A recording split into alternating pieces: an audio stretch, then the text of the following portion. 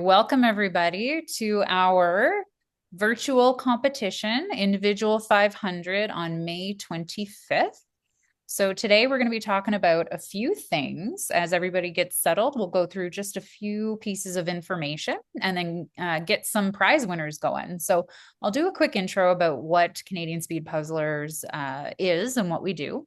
We'll tell you about the prize categories tonight. We've got 5 prizes up for grabs.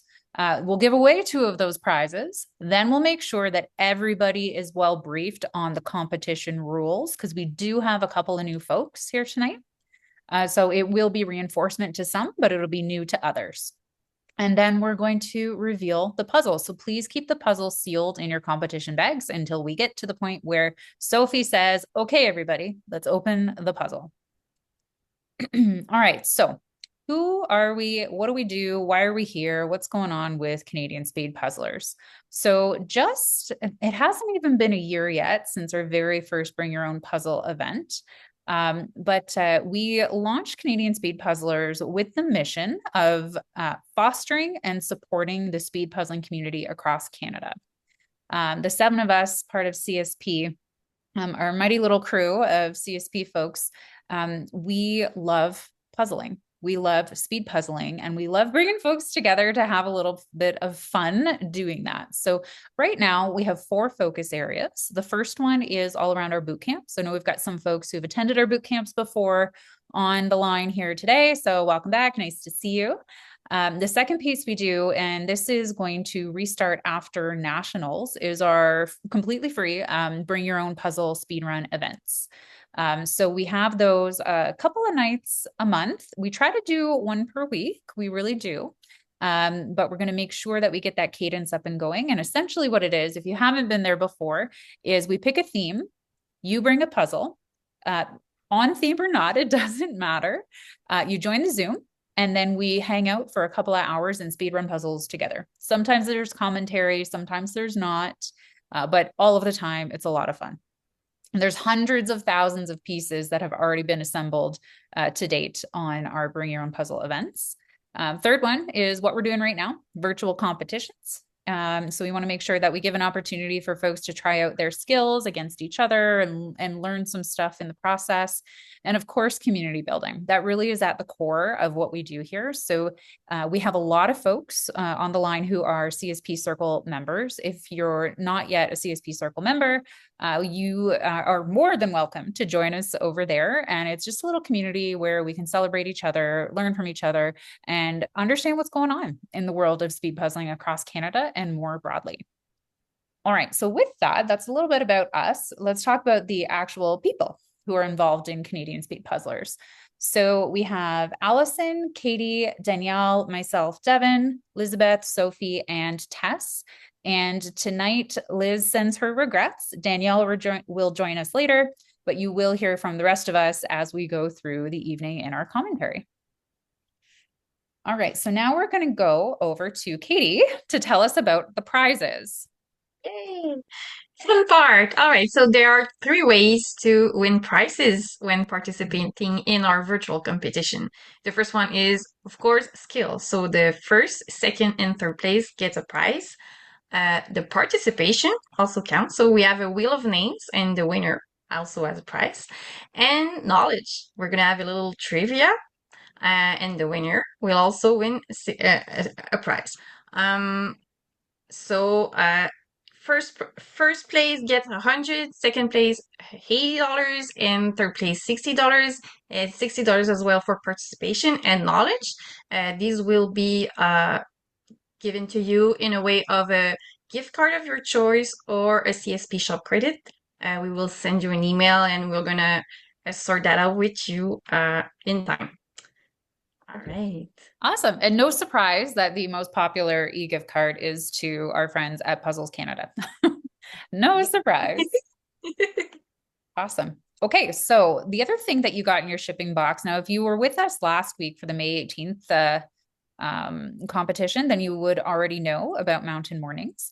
But if you're just joining us tonight, something that we're going to do, we have been doing and will continue to be doing, is featuring a Canadian artist or Canadian brand, a small business that is either like in the art world or tangential to puzzling or something, so we can learn more about the really awesome talent that we have across the country. So for the month of May, excuse me, the month of May, the featured brand is Mountain Mornings, and they're from Maple Ridge, BC. And it's Petra Batron, who is the illustrator behind Mountain Mornings. And her art is quite unique. I'm absolutely enamored with the black and white theme of a lot of her pieces. So you would have received a greeting card and a sticker from her line of products. Okay, so please do go check her out. So at mountain.mornings on Instagram or mountainmornings.com. We're a big fan.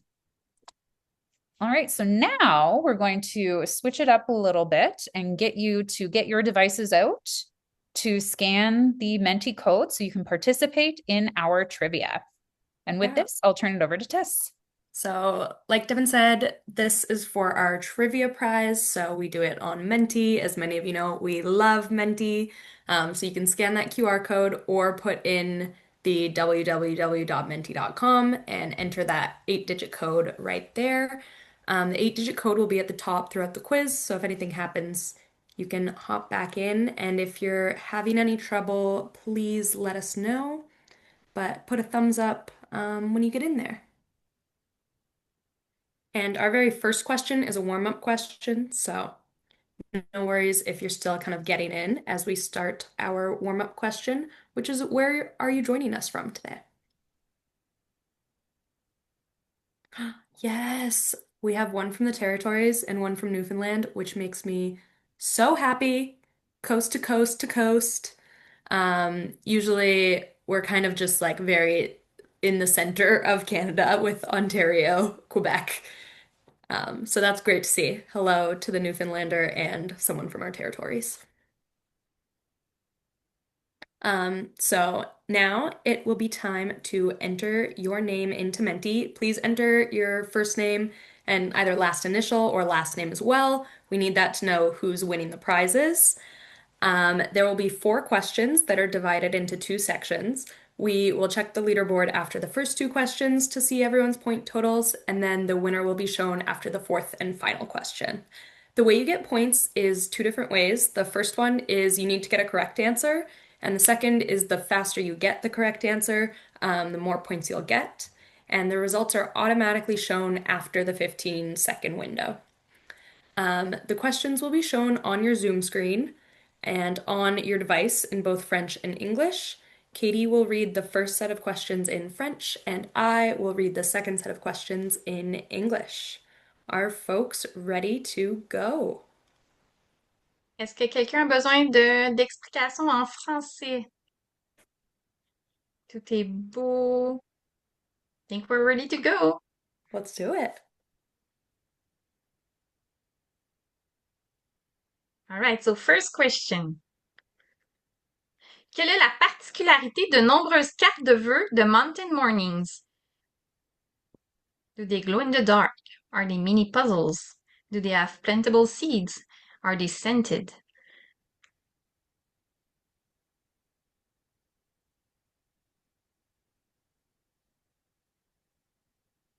And the right answer is plantable seeds. Congratulations. And the next question.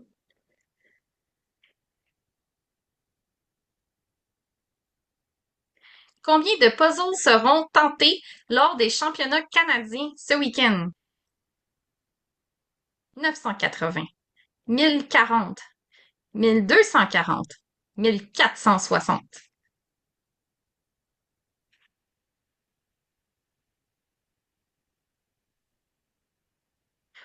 Ooh, we have a tie, and the right answer is 1240. Now to the leaderboard.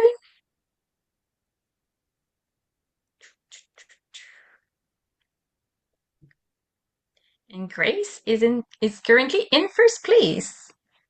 Great job, Time for the Grace. other half. Now we are going to move on to our second 2 questions that are Canada themed. So let's get going for question 3.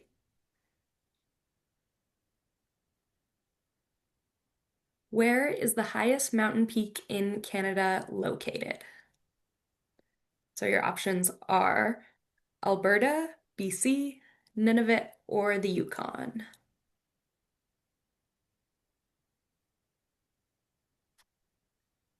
Ooh, so the correct answer is the Yukon, which is Mount Logan, and it is at an elevation of 5,959 meters, which is still quite small compared to Everest, which is 8,848 meters. So we have tall mountains, but nowhere near the tallest mountain in the world. Okay, let's move on to question 4. What is the lowest temperature ever recorded in Canada? So we know it gets pretty cold here. Is it minus 45 Celsius, minus 52, minus 63, or minus 71? And again, a little bit of a tricky question. It is minus 63, which was recorded in Snag, Yukon on February 3rd, 1947, which is crazy cold. I can't even imagine. I don't want to Okay. imagine. No. Let's see our winner. Eh. Okay, this is somebody's alias. So if you don't mind letting us know either in the chat or coming off mute. Uh, Hi, Oh, it's me. Denise, look Yeah, at it wouldn't you. let us put our names in. Oh, well, Oh, Yeah. well, Yeah. congratulations, Denise. Thank there you you. go. Awesome. Yeah, I was just gonna say the same thing. It didn't ask me for my name until after the second question, and then it only gave me a second and it disappeared. That's an interesting Yeah. bug.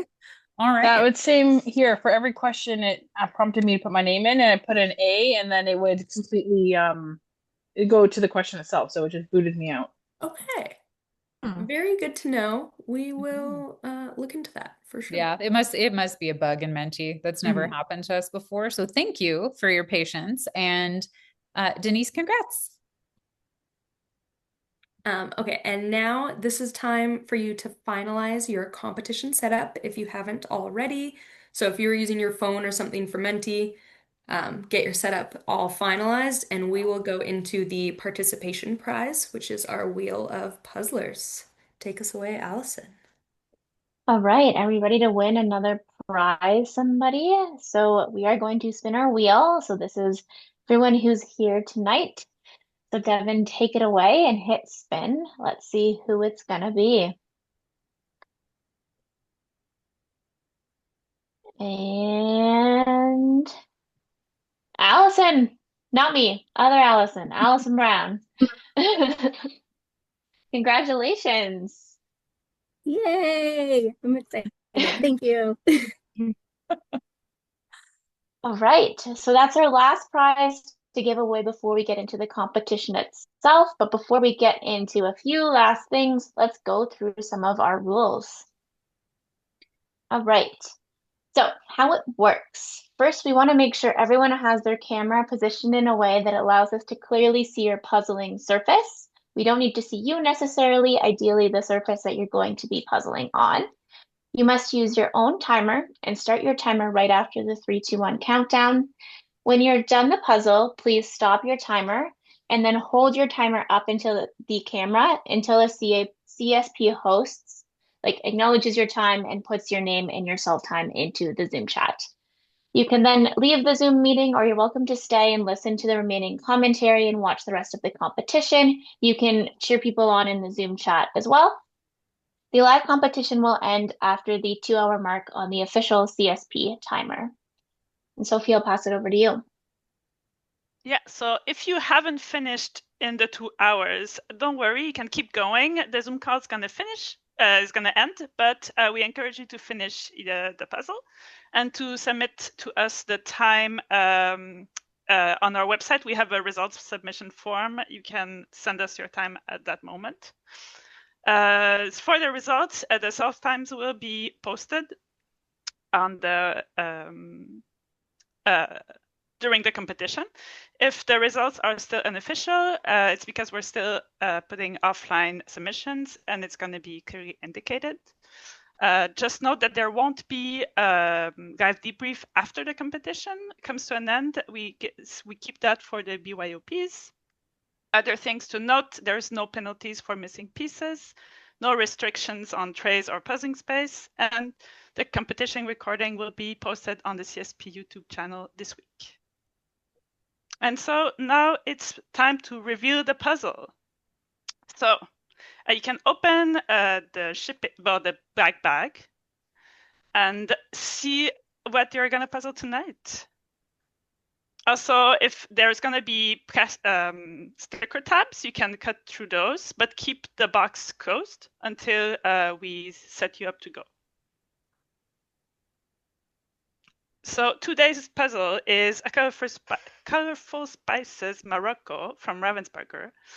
We decided to choose this puzzle because it's nationals next weekend. And so we wanted everybody to be able to get a last practice in for Ravensburgers. And since it's like one of the puzzles of this year, not too, like it's a pretty recent puzzle, so it should be fun. So let's check if everybody has good setup. We'll let you look a bit at the image as well. Give some time for everybody to cut the tapes.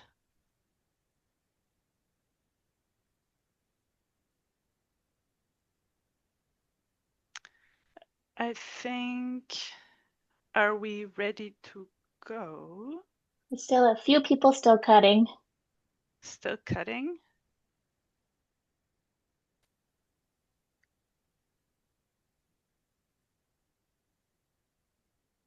It's good. Gives time for people to study the image.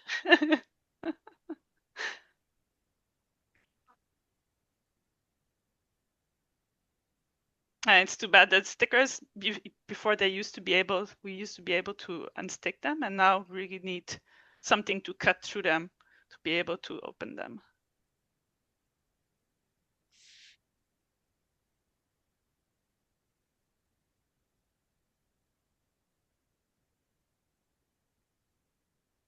Oh, there's a cat that already is enjoying some time on the table.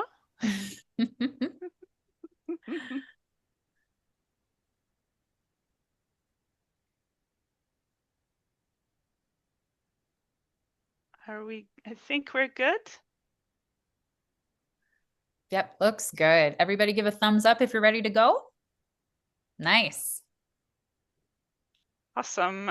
And so get your timer ready. And so in 3, 2, 1, puzzle.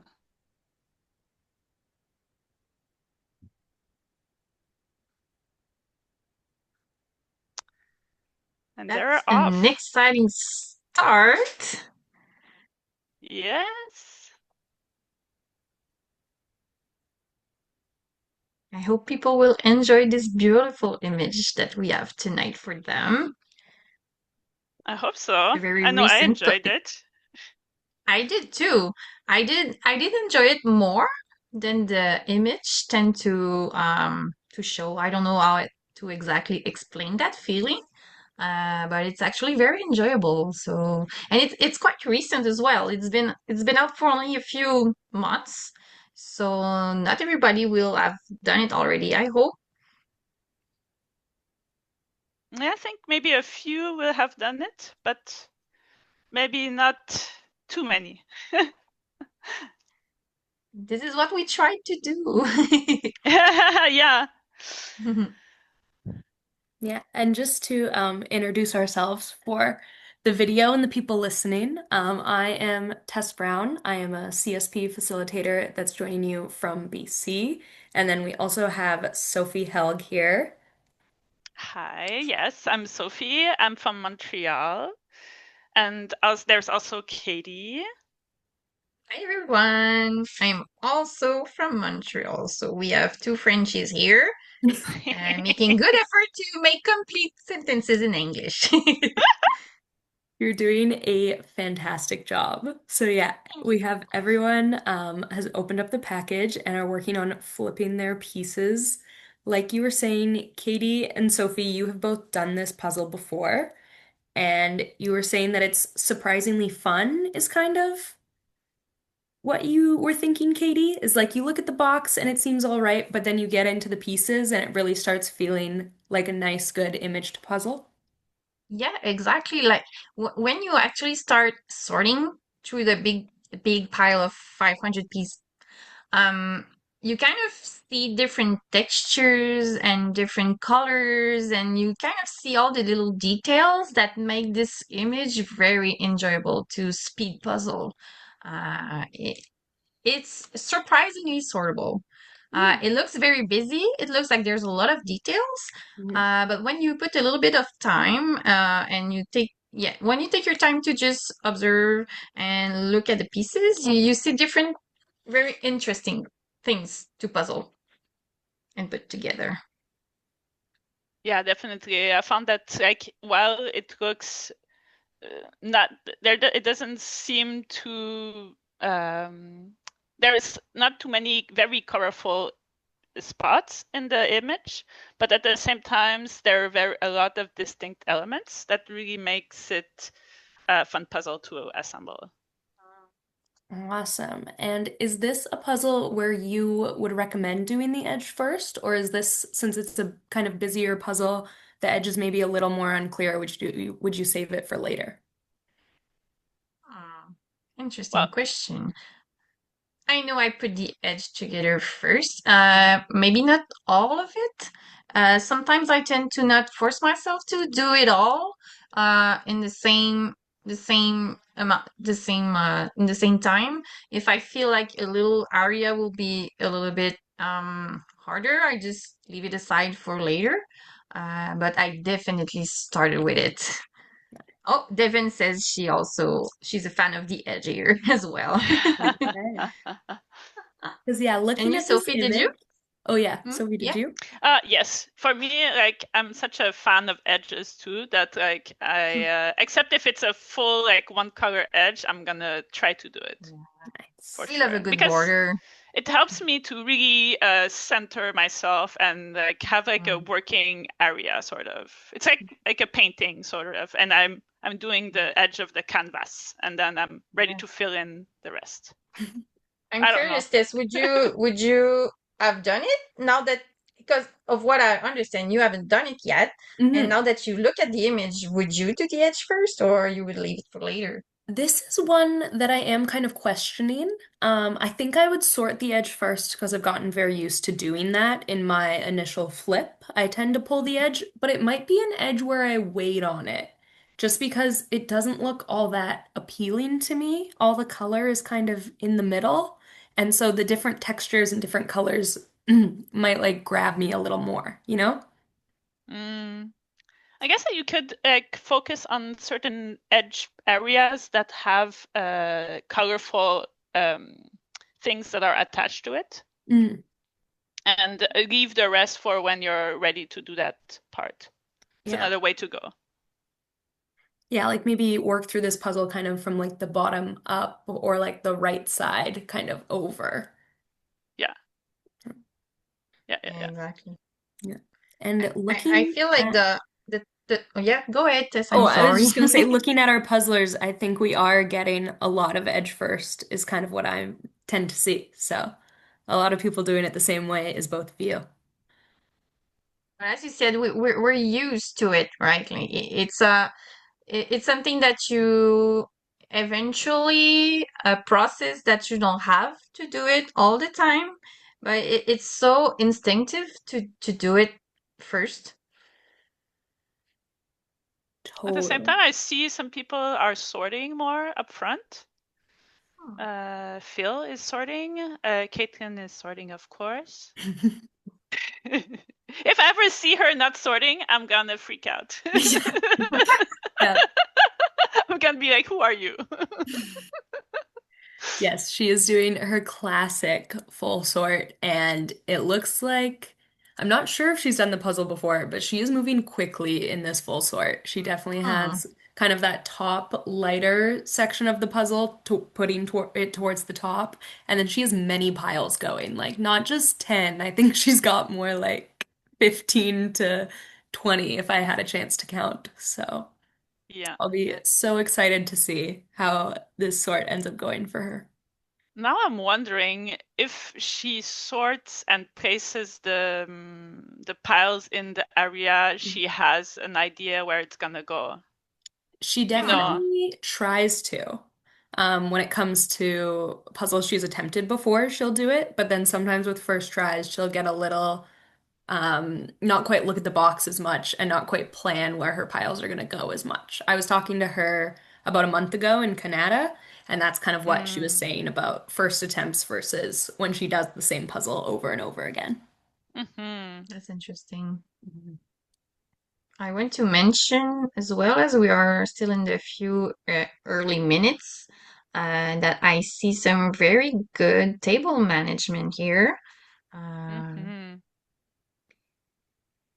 I love it. I love seeing all the different ways of arranging the pieces on the table, on the surface that they're working with. You really have like classic, like all the pieces on one side. You have like the rainbow all around. You have like L shapes. I also really like that some of our people in previous competitions that we've seen kind of in the top three, top five spots are the people that I'm seeing right now with their table management. So it just kind of goes to show you that there's so much you can learn from watching back your competitors and watching this video and seeing like some of our very fast puzzlers like Emily and Johnny and Becky and Kirsty kind of have that really nice table management. Yeah, this is a very good point. We are very lucky to have the recordings. Going back and look at them is a very good way to learn. Even you can watch how you personally did the puzzle, but also take a peek at how other people also did them. You can definitely learn a thing or two by doing that. Yeah. Yeah, you can really study everybody's ways. If you feel like you're close to someone else, like your times, then you can look at how they're doing it and then like see if you can, figure out something about their way of doing it. Evan says, I just copy what Katie does now. Very funny. Very funny and very smart, honestly. Yeah.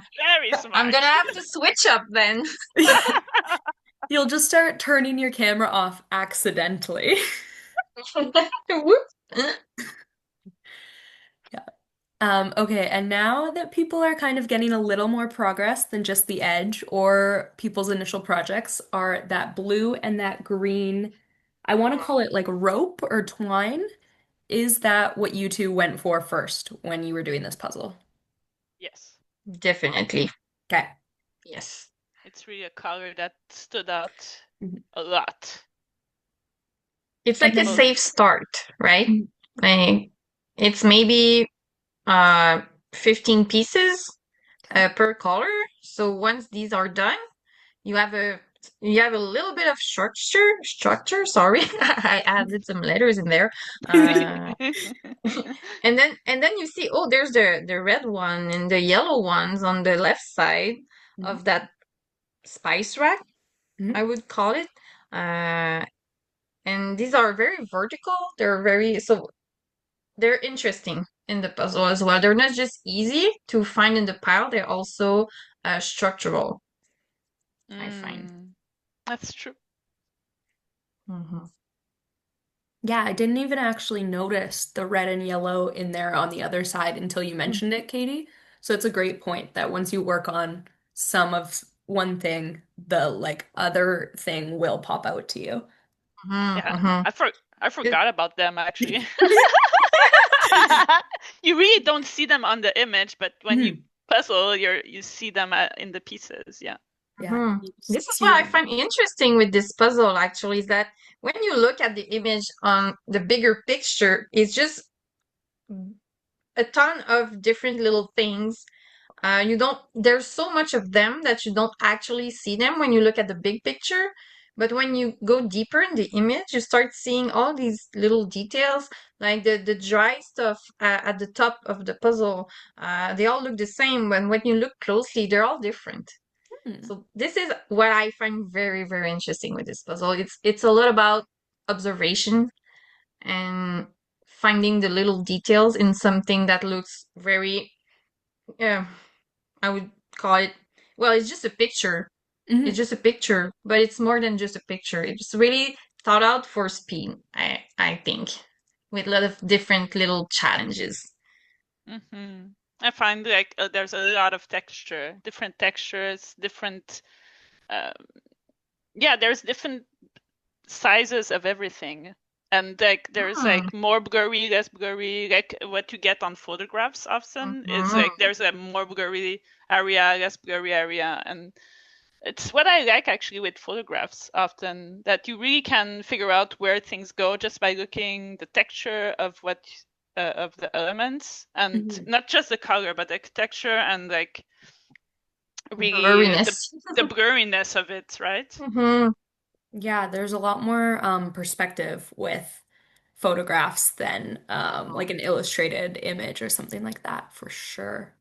And then Yeah, I was totally. also wondering, since you're saying once you get into the pieces, you see a lot of kind of the details and the textures. Is this a puzzle where maybe you didn't look at the box as much as other maybe illustrated puzzles you do? Or do you think it's kind of like look at the pieces, glance up at the box to see where they go? Yeah, how much box were you using, I guess? That's a good question. I actually use it quite a lot.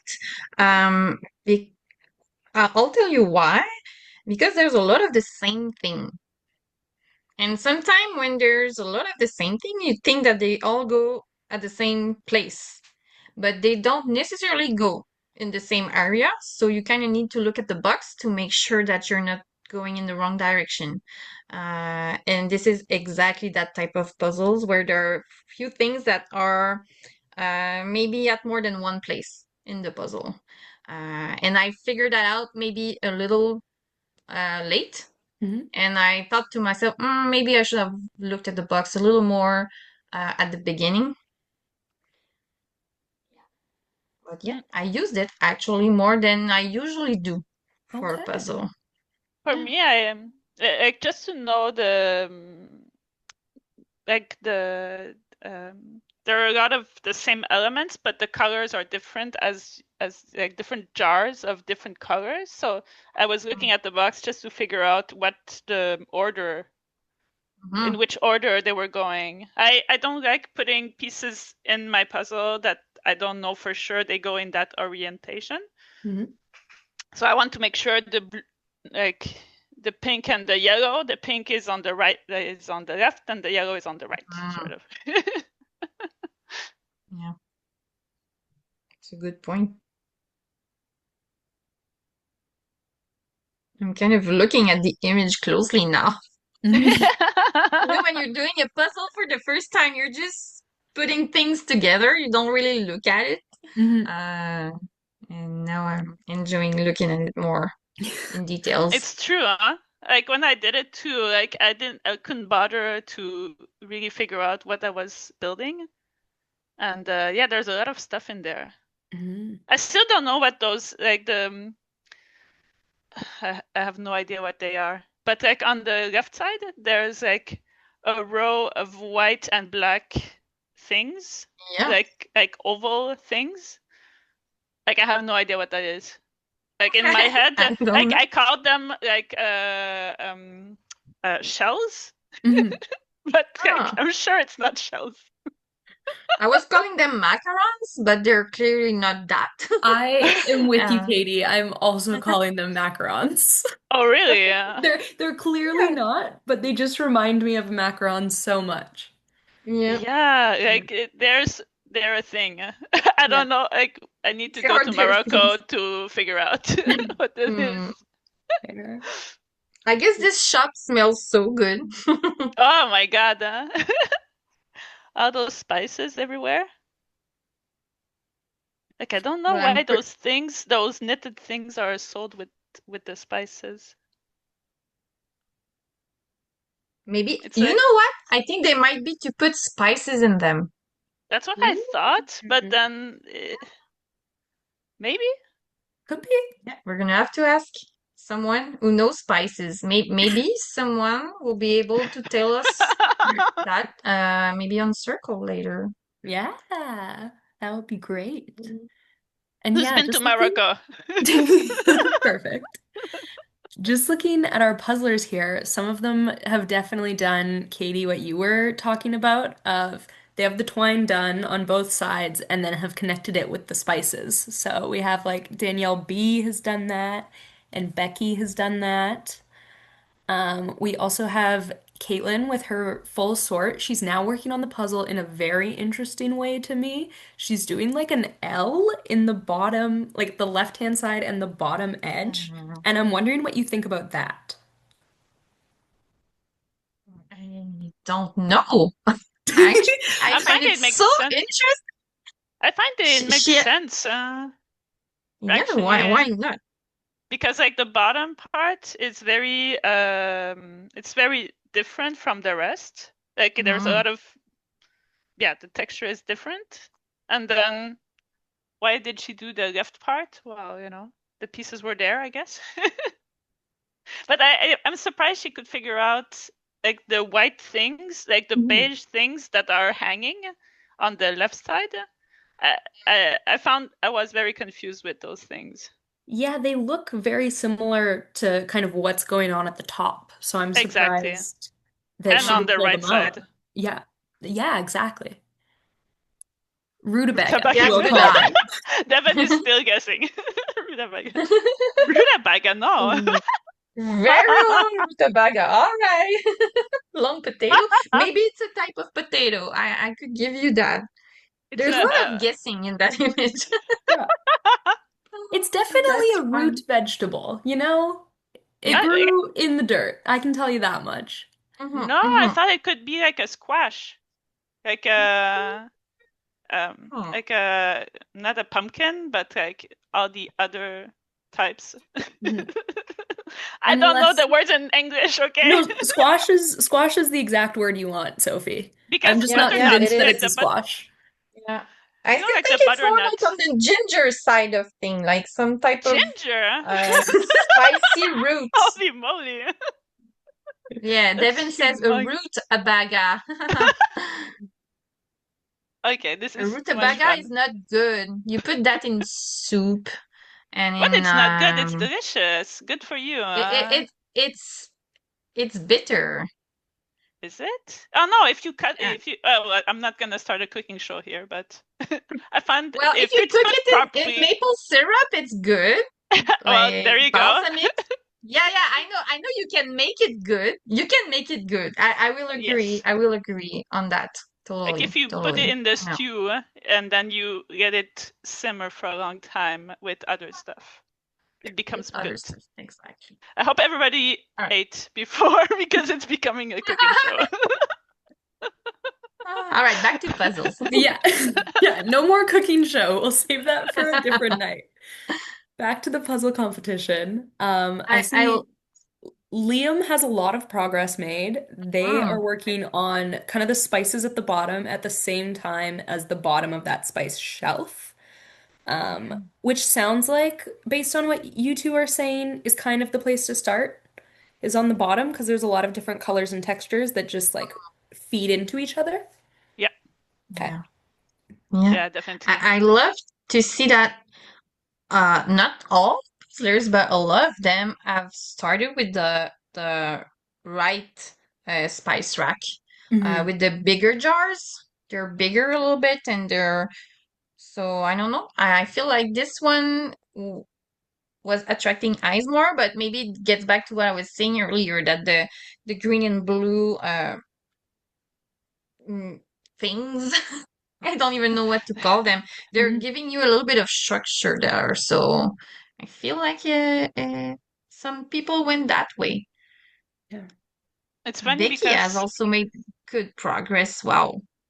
yeah, I was gonna say it's funny because like when I did it, I I really felt like doing the herbs at the top because they're really a different type of texture, but I Mhm. couldn't resist the pull of doing everything else first.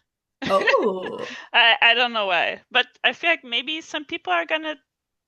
someone's gonna start at the top because it's a very different texture Mhm. over Maybe. there. But maybe it's a good idea to just put all those pieces like on one side, maybe Mhm. for later, so at least they're not in your piles, but maybe resist the urge, maybe not. I think it depends on your strength, right? Maybe you're very good with like blurry textures.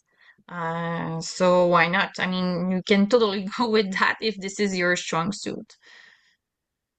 Yeah, I It's think also like almost a quarter of the puzzle, I would say. really. Yeah. Wow. Yeah, I was thinking exactly what you were saying, Katie, of because that texture is so apparent, you can just like pull it out, remove the noise, and just save it for later, you know? Like it'll be there at the end. Get done all the fun, colorful stuff first, and then go to like that kind of dry, brownie texture. Yeah, Mm. dry. That's what I did in the end. I really pulled I separated all those herbs from the top and put them at the top and then worked on everything else that was left. Nice. Yeah. I loved separating when my pile is like half done sort of, I start separating stuff so that I can really focus more Hmm. Yeah, and yeah. not have this big pile. Yeah, like a second sort. Sometimes you just start with the obvious stuff and then you wait, you work on that, and when you feel stuck a little bit, well, you do another sort and you see things more clearly. Then, oh, Devin just pulled out a very nice chart of root vegetable in the chat. Thank you very much. We still don't know what that long vegetable would be, though. I think it could be arrowroot. This is very hard to say for me. Well, Arrowroot. Hmm. arrowroot. I'm gonna Interesting. So Google people during look it up. my I'm gonna Google something during my break. Yeah, totally. Yeah. Let's I continue could that see discussion arrowroot. on YouTube later.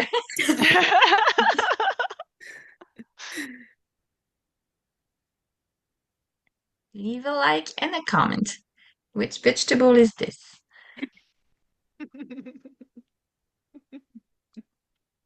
All right.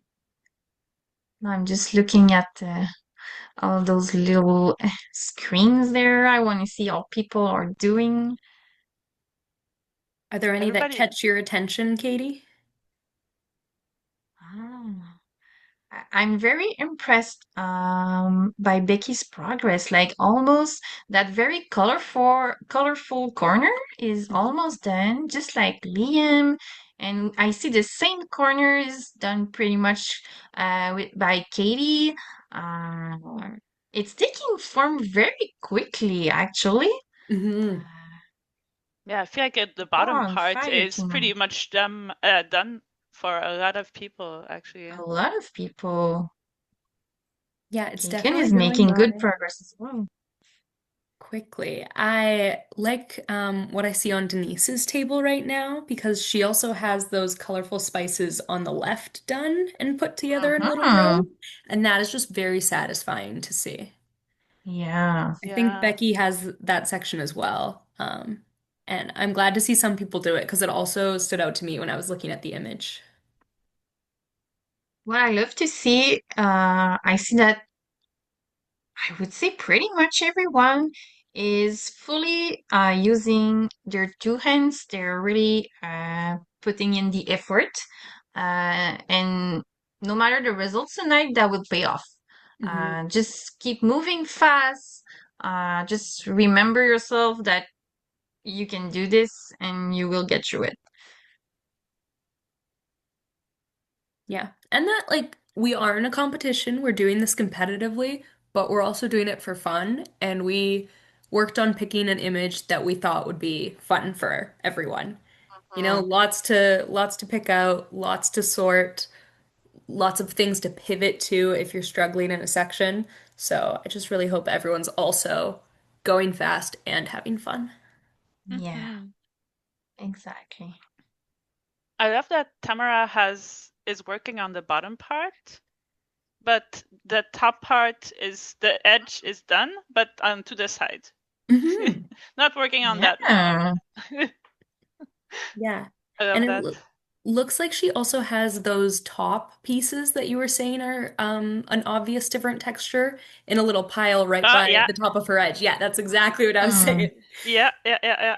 Yeah, so they'll Uh, be so nice and close when she does decide to kind of work on that top section, and then she'll just be able to like slide it Oh, up and over. oh It'll yeah, be great. I'm gonna keep my eye on that. yeah. yeah, that's very interesting. That's a nice creative way to do a puzzle, actually. Uh, that's really fun to see. But it makes sense because or else you have to either rotate if when you do that top part, you either Hmm. have to rotate the puzzle or Oh, stretch yourself through the table, right? Yeah. yeah. So Yeah. being able to do them separately if you want to. Like clearly now it's like a pile for her to go to when she's stuck somewhere else, probably. Mhm. Yeah, it's the backup project. I feel this is also a good strategy to have something that it's on the side. When you feel a little bit stuck on something, you go back to it, and like that, you're always in movement. You're always doing something. Yeah. I also just want to bring our attention over to Caitlin's screen.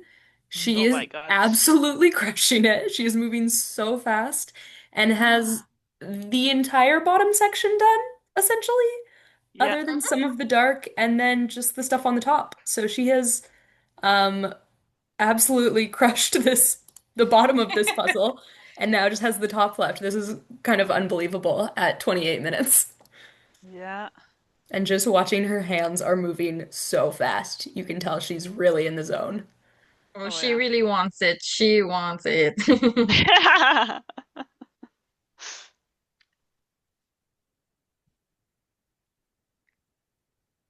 Absolutely amazing to watch. Yeah, I love her. The the fact that she has those small piles of all the pieces and she just goes through them one after the other. Like I find it's so impressive. Okay, and we are gonna switch off in just a few seconds here. Uh, is there anyone else you'd like to point out before we switch off? Mine was Caitlin's screen. I'd say I was looking pretty much at this one as well. Uh, I want to say that it was very exciting chatting with you for the first 30 minutes. It's very fun to see like all the progress that's been done in such a short amount of time. And yeah, so I'm gonna leave my place. I'm gonna give it to it's Allison that's gonna take my place.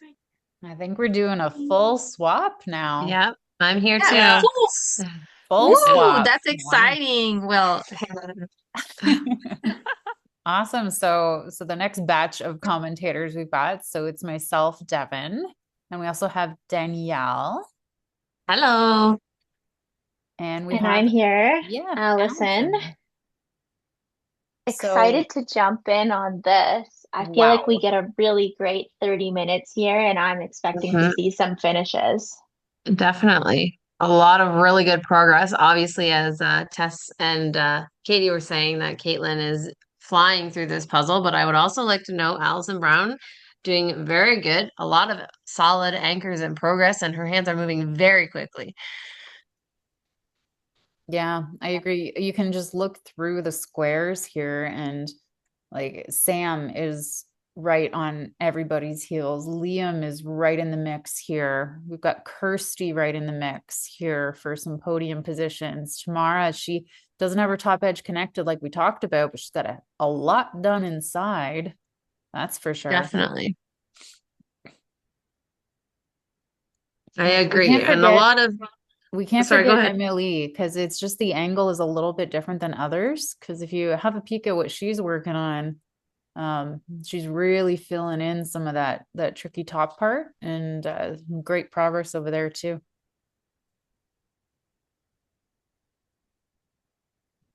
For sure. And you've done this puzzle, Devin, right? Like what Yes. area of this puzzle did you finish in?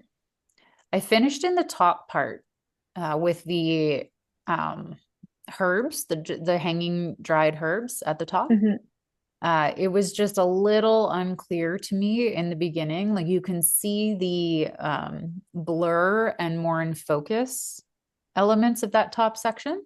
So the edge Hmm. isn't that terribly difficult. Um, but I did find that to be the trickiest, most abstract section. So I definitely finished up there. And did you pull that section out at all and kind of reduce the noise or left it in and I left it worked your way in. around? Hmm. Yeah. Yeah, I left it in because it wasn't distracting me because all of those tones are a little bit neutral. Yeah, there's some is a little bit more pink, some's a little bit more like green and tan, but everything else was so different. It didn't really catch my eye. Mm-hmm. Very fair. I can definitely see the usefulness though, especially table management wise, right? If you had a little tray and you just wanted to sort out that project onto a tray to get it out of your line of sight, definitely a move that could be helpful to folks. Hmm. It's I always find it so satisfying how easy it is to see things in your pile of pieces once you kind of pull something out that you don't want to look at. Like it's some of those things that, until you do them or you try them and maybe it's not tonight in the competition that people are trying this for the first time, but um it's such a fun thing to try and see how it makes you feel. Yeah, I would agree, depending on what the puzzle is, but certainly a time and a place to remove something that is kind of in your way and not the bottom is so clear. It's like or not clear, but like a lot of different colors and things to textures to pull from that that whole kind of triangle top section of hanging things would be you could go either way. Mhm. Yeah, here's a question for you as we wait for our first finishers here, which should happen in some short order. Uh, you guys are some of the most talented pairs partners in the country, I would say. So if you got this puzzle in a pairs round, what would your approach be? Allison? Flip and sort for sure. I would do the border and then likely determine, like Allison likely would say that what she wanted to work on first as we were flipping, so that I would know to give her that border first. So if she was going to do the bottom section of spices, let's just say, I would give her that border first, and she would be pulling that as we are flipping and I'm doing the border, is where we would start, anyways. Mm-hmm. Mm-hmm. How And would then you avoid, yeah, how would you avoid both ending up in the herbs part in the top? I don't know that you do. I mean, unless you just like decide that someone's gonna if it's working for someone or not, because there's more often than not a project that comes up that it's like I can't see it or she can or vice versa, then if it's working and I can get it done, then I will just work on it. And if it's not, then I move on to something else. So if it's not and it's not working for either of us, then we just finish in the end and we just try and fill the holes from one side to another. Basically, like I'm looking on this side, you look on that side. Well, instead of trying to cross fill spaces like that. Mm-hmm. Mm-hmm. Yeah, that's a great tip, right? Just being really clear about where your focus areas are for sure. We have no fears about being in each other's space at this point. True. So finishing But in we the try. same area doesn't scare us too much, I don't think. No, but we try. Not Yeah, to, I mean. Nice. yeah. It looks It would like be Caitlin's nice that there would got, be a puzzle that's like a perfect yin and yang that we both just can work, help each other, and then work and finish separately. You know what I mean? And not be together. It's hard, obviously, to Mhm. do that, but it would be cool. It would be cool. Yes. So I'm Looks thinking like we have a sub 40 first place here. I think I'm it's with you on pretty that. fair guess. Oh, Oh, yes. risky gamble there on that one. Wow, will she make it under 37? I Let's go, think Caitlin. we'll get there. Wow. Nice. Caitlin Albert with the first place position here Incredible. with a full sort and just powering through. The time of 37:04. Wow. Well Absolutely done, amazing. Caitlin. That's so amazing. Okay, now do it again. See how fast your next try can be. Okay, so we've got our top First spot finisher. secured. Yeah. Yeah. Who's So coming I'm up in just, our next batch of finishers? well, I would say Liam and also Emily. And what's interesting is that they both are in different spots. So it looks like Emily has like the stuff at the top is not as challenging for her, and she's already done it and is into more of the finishing in the middle of the puzzle. Whereas Liam is working on the top section where I assume a lot of people are going to finish in. Mm-hmm. Yeah, you just never know what's going to speak to you. I think some of it can depend on lighting as well.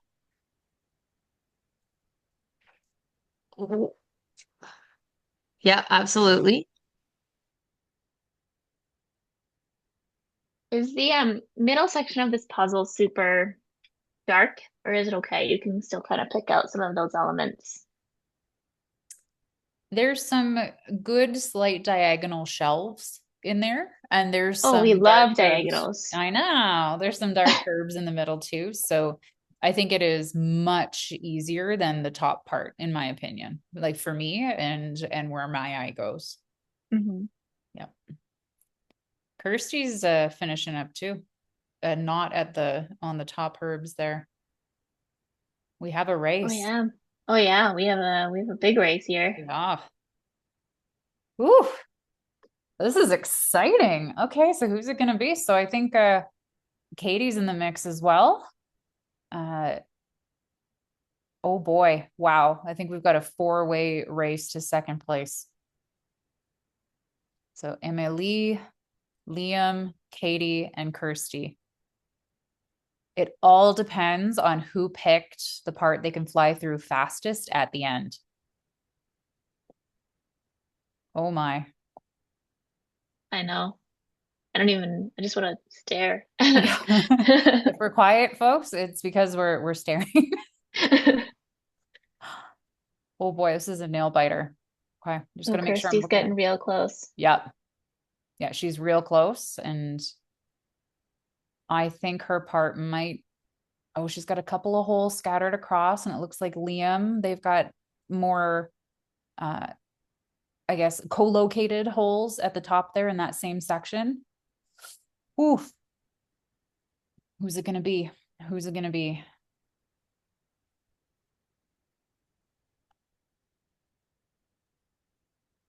Who's it gonna be?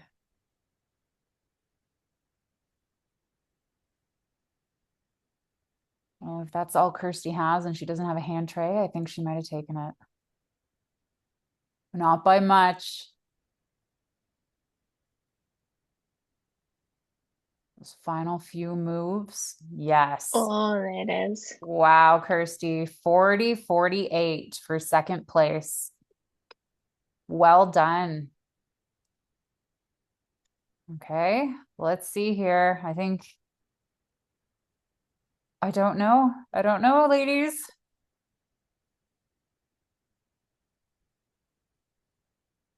Oh, there it is for Liam. They've got it.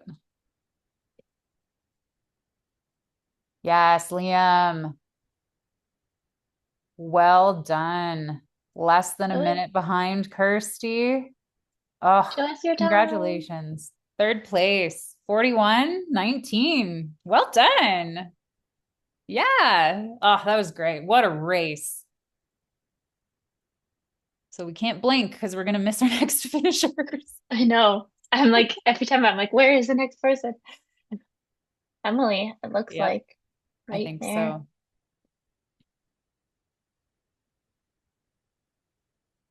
Here we go. Find the hole. There. Oh, I'm like, I think there might be pieces on the puzzle. I think that's true. Yes. So will it be Katie or will it be Emily? Oh boy. Oh, she did Katie. it. Katie, wow. Good job. Oh,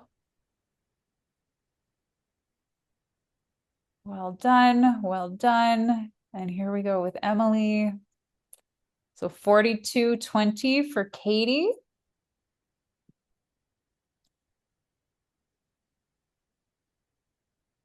And you're right, Allison, there are pieces on the puzzle. Yeah, but not many. Not many, not many. Ooh, fast hands. All right, There it is. Emily. Well done. And it is 42-56. Bravo. Wow, that was intense, team. Holy.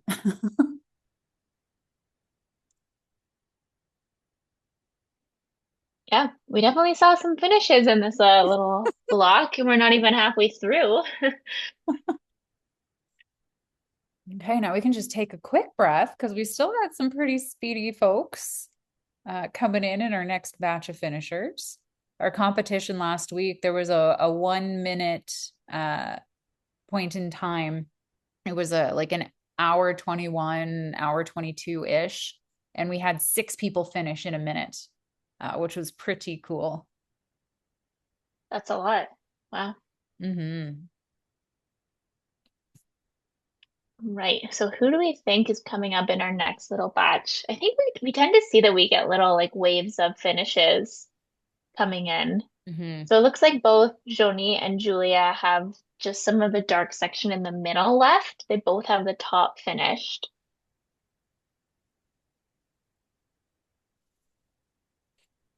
I see I step away for a minute and there was an intense finish of a couple people. Yeah, you didn't know where to look. That's great. I love that there's like kind of two different areas that people are finishing in it. It really keeps it interesting and keeps us on our toes here. Looks like Becky is also making really good progress in filling in the body of the puzzle and is in those top hanging sort of spices as well. I feel like that's the favorite place to finish, but I also appreciate, like you said, that not everyone is finishing there, that some people did that and now they're working on the middle of the puzzle. Yeah, it looks like both Becky and Sam have just those top sections, those top few rows left to finish.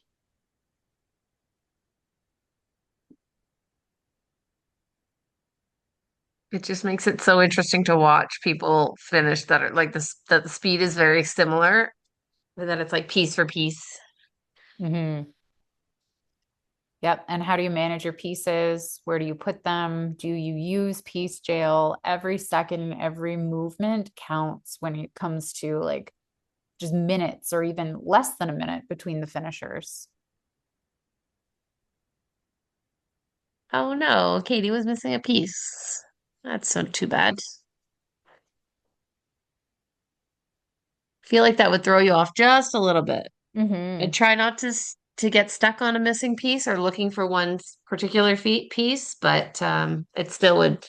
You do spend some time looking for it at least.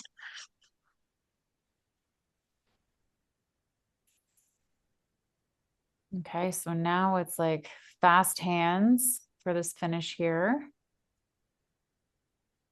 For Juliet, Joanie, I think Joanie has fewer pieces, and we know her hands move extraordinarily fast when she gets into the flow. No, Laura's cat came to visit. Mm-hmm. Cute.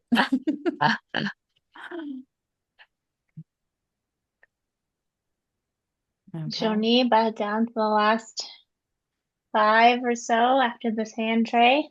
Yep.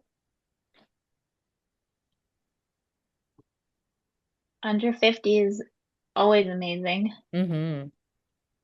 It's that next milestone, right? If you get under 60, you're like, oh, I want to push it for Yeah, under 50. Joanie. 47-14. Great job.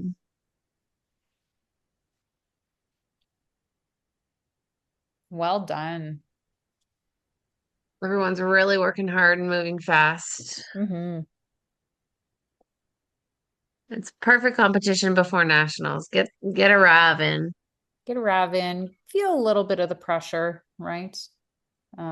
Maybe some folks have done it, maybe they haven't. This one is available in Canada, but it is a new release.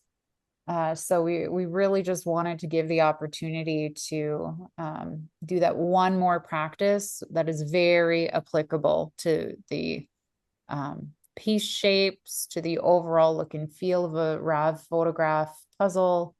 And once I got into this one, like the puzzle looks very busy. And this is what Tess, Katie, and Sophie were talking about in the first half hour. The puzzle does look very busy, but you get into it and you start to see all of the little details. So it actually exceeded my expectations in enjoyment of the solve. I really like this puzzle. Nice. I like that because it does look like it could be like yes, there's a lot to work on, but it Mhm. feels like there might be too much at first when you're looking at it. There's so many different spices and things that you might get pulled in a few different directions. Mhm. But I'm glad to hear that as you work through, as everything, it starts to make more sense and look for details and you know where things go. Yeah. We've got Sam flying through the herbs at the top now. Her hands move fast as well.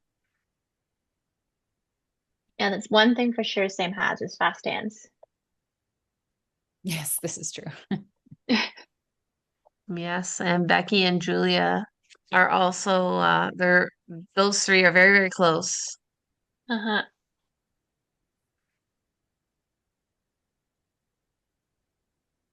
Yeah, filling in different sections to end it off. Keep it up. Everyone's doing fantastic. So many large chunks of this puzzle completed on everybody's table.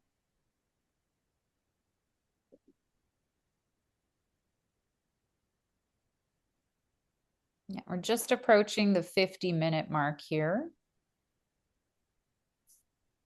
So into our final 10 minutes before the hour milestone, which we know is a goal for a lot of folks to get under that 1 hour mark. And we'll definitely have another handful of people finish in that next 10 minutes. Oh, for sure. I feel like Becky's on her last like two pieces. Done. Nice. 51, no, 50-16. 50-16. Nice job. Amazing. And just a Really few good. pieces left here for Julia. Laura's cat is now sitting on her puzzle. Amazing. Let's go, Julia. Nice, Julia. Oh, missing a piece. Yeah, might be a missing piece. It's okay. Stop your timer. It's okay. Oh, found it. Oh, found it. Yes. Love that.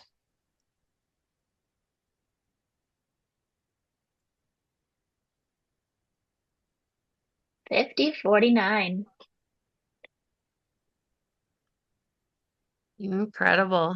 Mm-hmm.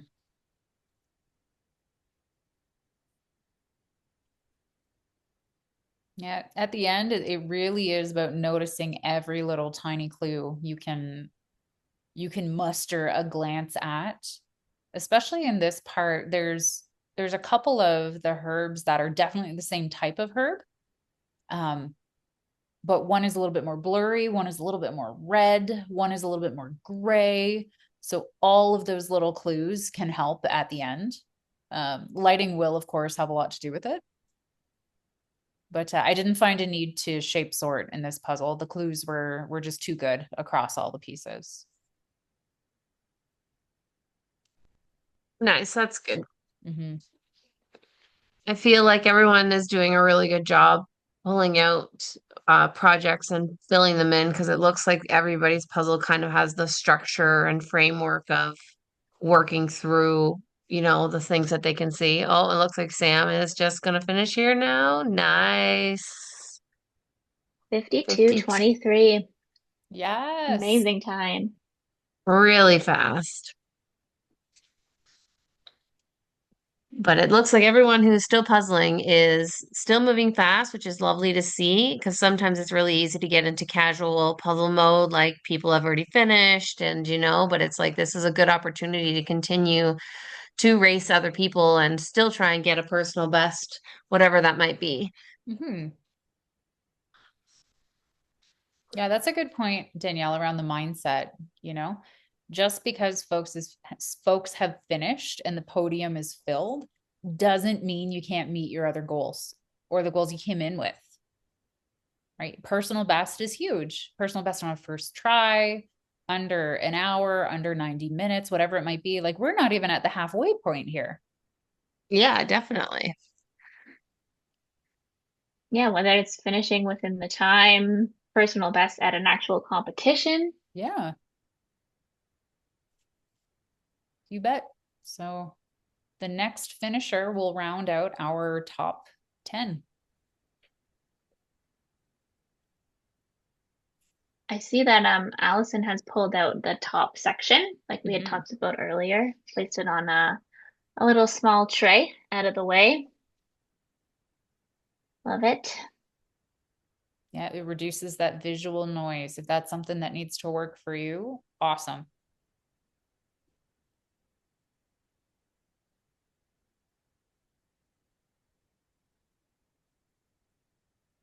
It's interesting looking at all of the table management as well. Like some pieces, the solving area and table look neater Hmm. because pieces are over on one side or one project is at the top, or it could be completely spread out too, which is also fine if that's how you view your pieces. It's just interesting to see it all in one sort of snippet Hmm. that everyone's different style, or if they're building in the puzzle, that is a style too, or pieces on the puzzle, all of those things.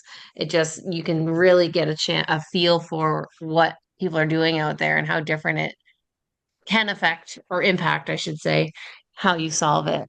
Hmm.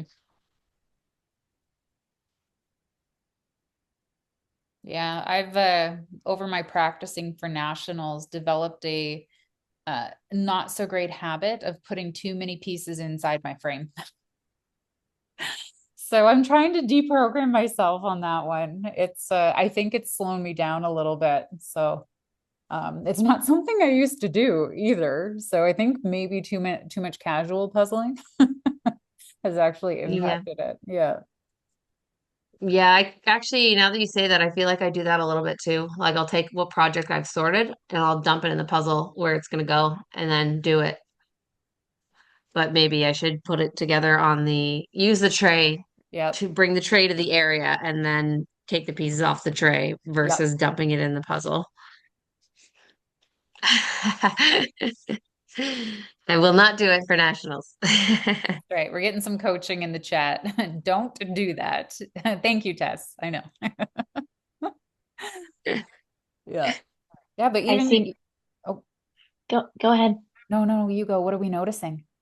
I was gonna say I see the times from our top 9 finishers flooding my speed puzzling as people log them. Yes. Most of them with the Canadian Speed Puzzlers tag, so don't Yay. forget to tag your solves. People know you did it here at a competition with us. But it's so exciting to kind of, be able to compare and connect with other puzzlers through that forum as well. Mm-hmm.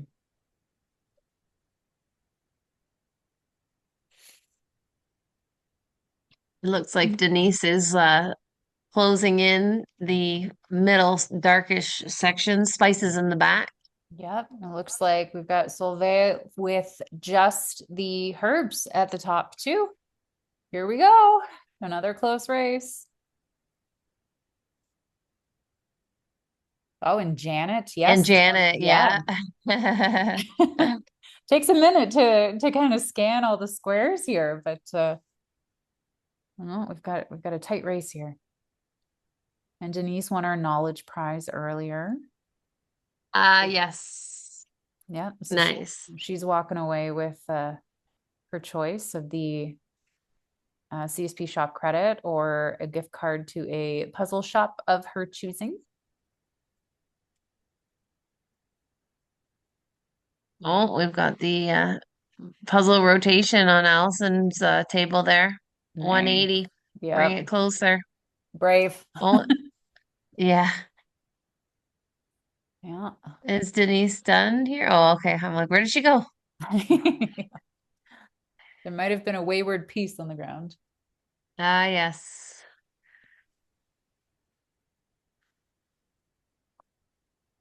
So Benjamin is coming up soon too. Look at that progress. Wow. Yeah, very close. Oh, Denise is done. She did it. Nice. 57, 57, 56. 56. Great job, Denise. That's Well really done. awesome. Oh, yes. Oh, wow. Yeah, Benjamin is getting close there. And that's our top 10 for the live event. We did have it's great to see so many people get in under that hour mark. We have about a Mm-hmm. minute and a half left before we get there. And I think Janet just finished as well. Add her name to the list. 58:39. Great job. So Denise had a milestone this evening. So her time, 57:56, is a first try on this puzzle and a first competition in under an hour. So that is excellent. Congrats, Denise. And folks, That's if anybody amazing. else has a milestone they want to share in the chat, we're happy to make sure we know. Oh, Oh, Solveig has Sylvia. done 59:09 under an hour. Good job. Nice. So last week, Solveig had it was her first speed puzzling competition. And Oh, yeah, this time's incredible. oh yeah. Yeah, it's This- really good. The sub hour is like kind of the first milestone, I feel like, when you start to speed puzzle. It's like, Yeah. I just got to get under an hour. If I can get under an hour, like, I can do anything, it feels like. Yeah. So it's always great. And I'm glad that we get to share that with you because it's incredible, Mhm. especially in a competition. That's great. Yep. And Benjamin is almost done. Oh, well, you know what? Benjamin's going to be just over the hour, but a really strong finish here. Yes. Nice. Look at that. 1 hour on the button. We don't count milliseconds. Great job, Benjamin. Wow. Oh, I guess I have a break now in commentating. I'm so into this. All right, so team, we're just gonna do a little bit of a shift. So I'm gonna take a beat and have Sophie come back on. Hey, I'm Keep back. going. Welcome back, Sophie. So how do you feel Yeah. about the last 30 minutes? Wow, like everybody finished. Like so many people finished. It's crazy. Yeah. Yeah. Wow. People, It's- such fast times. Yeah. So entertaining, so exciting, so great to Yeah. celebrate with people. Oh, yeah. Who do we think are coming in on the close here? I think we have Allison closing in on that top section. Phil getting real close. Yeah. Janice. Danielle. Janice is also in the top section, right? Yeah, Yep. that's right. Yeah, we got a couple of people that are, Alora is also starting to get into that top hanging section, and Zab as well. There are a handful of people who are in the same zone. So who can close the quickest is where we are at. Well, Phil, aside from Phil. There's like 2 pieces left. Yeah. Yay! Yes. Great job, Phil. 101.53.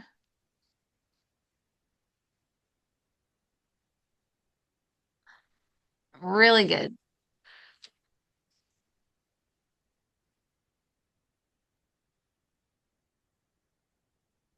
Awesome. Oh, and Good Allison job. Brown is right behind him. This is an amazing time. Wow. 102.22. 102.22. Yes, awesome. Congrats! Yay!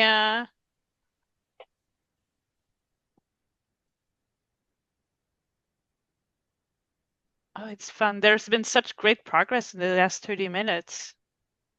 Danielle is also real close here. Yes. Wow, yeah. Yeah, for those who have the space on their table, will you consider a rotation of the puzzle for less reaching? We'll see. Allison did it and she immediately finished, so something there.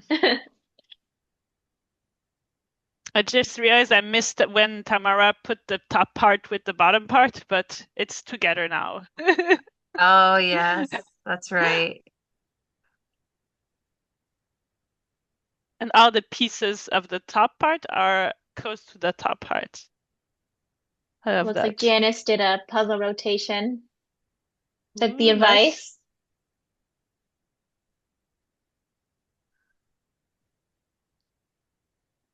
Yeah, it looks like Ashley and Octavia both are kind of got that same, yes, the herbs that are hanging. So we have the people who are in the herbs, and then sort of the next level is like got down in the below a little bit. And I feel like Octavia and Ashley are like right in that same zone.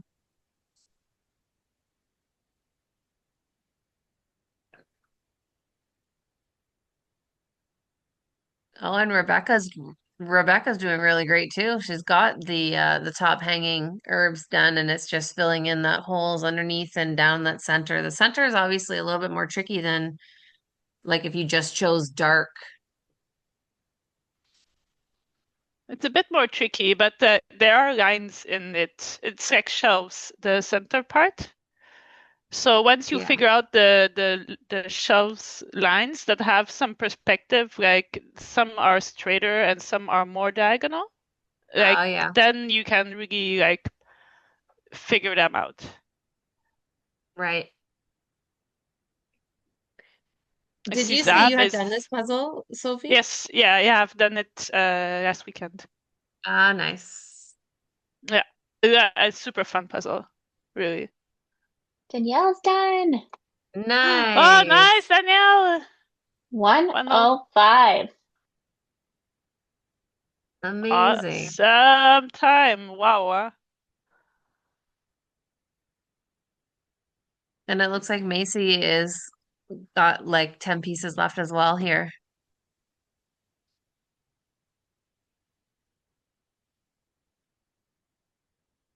Just at the end of, from what I can see on the table. Oh, wow. So Benjamin, it was his first puzzle competition. That's Nice. incredible. Hope you liked it. Yeah, no doubt. Oh, Macy's done. Oh, Great nice. job. These are really good times. 105.46. Awesome.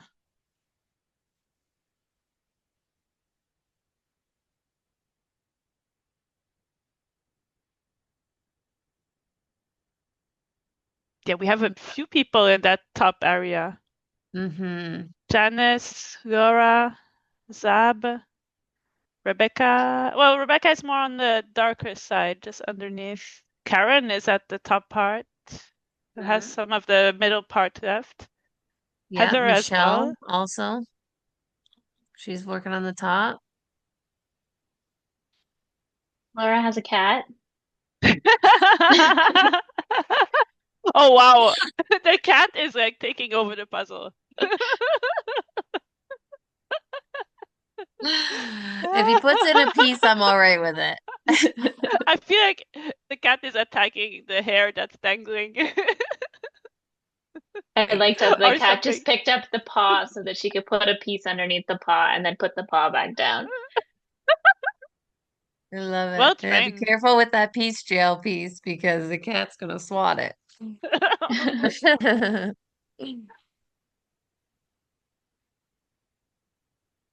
Let's see here. Yes, everybody, this is the last push through the herbs. Yeah. Lots of time left. We're just at an hour and 7 minutes here. Yeah, lots of time. Close race. Oh, Oh, Heather, the classic rotation. oh yeah. I don't know who started doing that, but now we all want to do it all the time. Oh, yeah. I don't know You if we'll gotta have the do it. space at the nationals though. Well, Imagine. that's the thing. If space permits, I'm all for it because I prefer to have the space, the area I'm working on in front of me. I just feel like it goes faster because it's closer. Of course. Have you tried doing the rotation in the area that we're allowed at nationals? Mm, I probably have because I've got the same size table and I feel like I've rotated it before, but then I also don't know that I'm sticking strictly to space constraints. Like if I Mm. rotated it, like I really don't know. I'd have to try it. I will do it before nationals. I think it depends on how many pieces you have. Like I think if you like just had the puzzle on the table, you can pull it off quite easily, but it Mm-hmm. depends how many pieces are left likely. Mm. That's right. Well, see, so Tess did a full rotation last year, so I think it can happen. But again, it depends on where the pieces are that are remaining on the table. Are they on a tray and you got room? Well, it's I on feel like, she said on the full table. oh, the full, well, okay, yeah, So right, Yeah. that would have been the pink tree, I'm gonna guess. Yeah. I remember There's I Karen. There's Karen. Oh, Karen! Nice. Wow. 109.12. Great job. Woohoo! Great job, Laura Laura, Karen. finish. I hope she finishes with the cat on her puzzle because that's amazing. Rebecca is almost done. Oh, yes. Ooh, both hands. Oh, yeah, really close. Great job.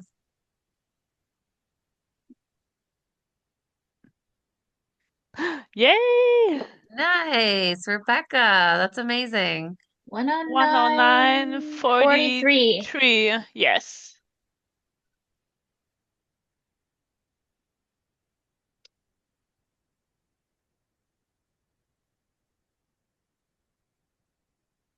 All right. So we've got Laura. Octavia. There it is. Finish with the cat on the puzzle. Oh, yes. Laura! What a good kitty. There's a piece missing. Did the cat eat the piece? Check the cat. 110.12. Awesome. Yeah, there is a piece missing, Laura, behind the cat. We hope you find it.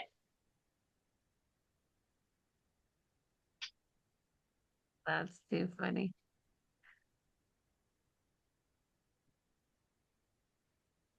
Zav All is right. closing in. Janice as well. Oh, Octavia as yes. well. Yep. There's three, and Heather's also in the same zone, and Janet as well is up there. These finishes are not slowing down. Oh no. Yeah. The hands are continuing to go fast. Keep pushing through.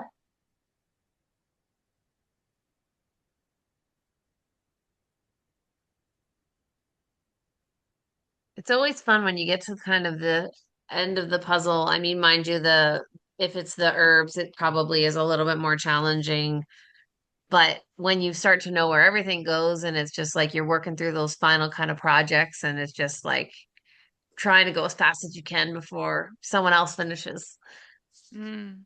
Just gets that last push to keep moving. So Katie confirmed it's a risky move to rotate at nationals. Said I see. she almost sent her puzzle flying. You don't want to do that at nationals. Right, both Octavia and Janice. Oh, Oh, there's Janice. Janice. 112.06. Wow. And then Heather Wow. and Octavia, they're both Oh, in their Zab is final few done. pieces. Oh, Zab Zab, is my done. Wow. apologies. Great. 112.13 for Zab. Woohoo!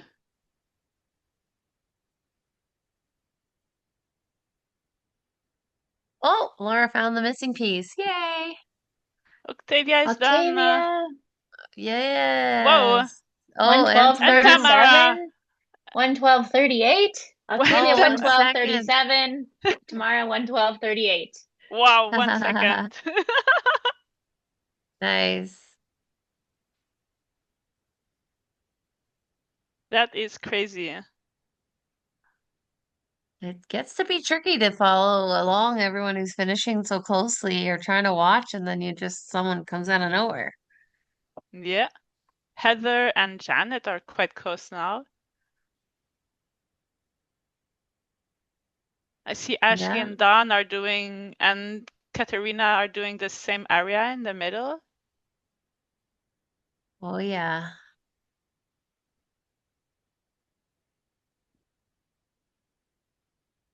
That's right. We're at the final push here for Heather. These last few pieces keep moving.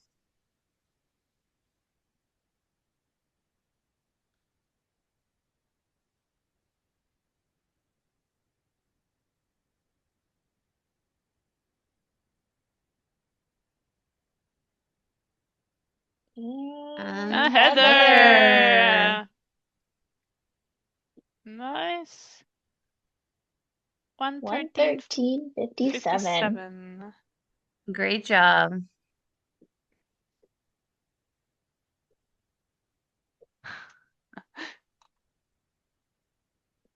Yay. All right, great job, everyone. Keep pushing through. We are not even at 1 hour 15 yet. Still plenty of time to go.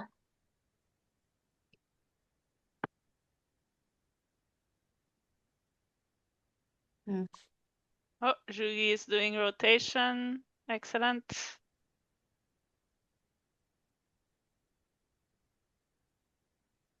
That a 90-degree rotation? Yeah. Ooh. Sometimes, changing the angle of what you look at really helps to see things differently and put more pieces in. Yeah, I would agree.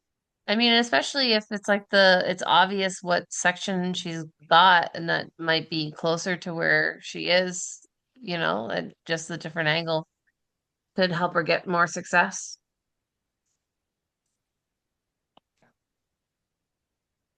It looks like Janet is closing in on her last maybe 10 pieces, 6 pieces or so. Yeah. Really close. Yeah, get that, Janet. Both hands there. Yes. Woohoo! 115.46. Amazing. Awesome.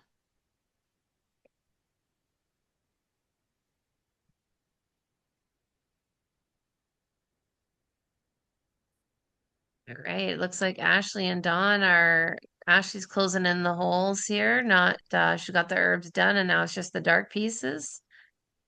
Mm-hmm. And Dawn is just filling in. She has a little bit more spaces there, but not she's got it nice and ordered. So at least so she can just kind of work her way through. And then we've got a couple more people in the hanging herbs at the top. I really like the structure that Michelle has, that she's got some sort of verticals, certain herbs that she could see that are vertical. Now she's just kind of got those closed, those other holes instead of one big hole and working across. Yeah.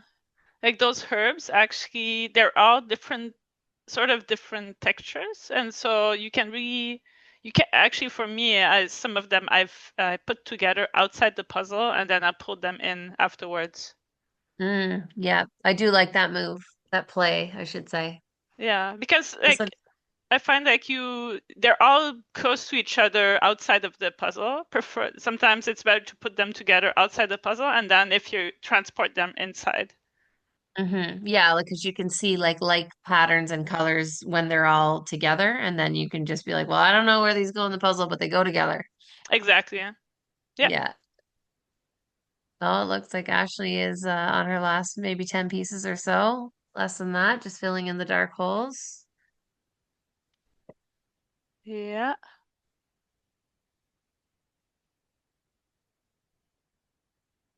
I was about to say I don't remember what's at the top just under the herbs, but yeah, it's other herbs. In this puzzle? What? But like the top part, like you can find clues like with the tips of the herbs. Some of the dark parts you can see with just a little piece, a little clue of a herb on it, and then you know it's right underneath them. Yeah, there's definitely a lot of interesting elements, that's for sure. I have to try this puzzle. Yeah, it's super I'm fun. also just super looking forward to someone who is at this competition or watches this on YouTube educating us on what any of Nice. these items are. Nice job, Ashley. Great job. 118, 118.25. 25. Woohoo! That's awesome time.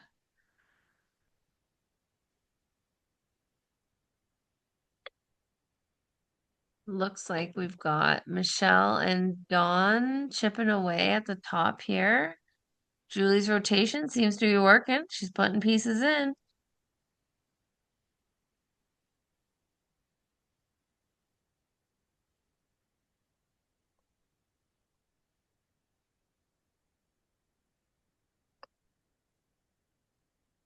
Genevieve has her box close by to refer to it, as does Shane, because there are a lot of elements on this image. So trying to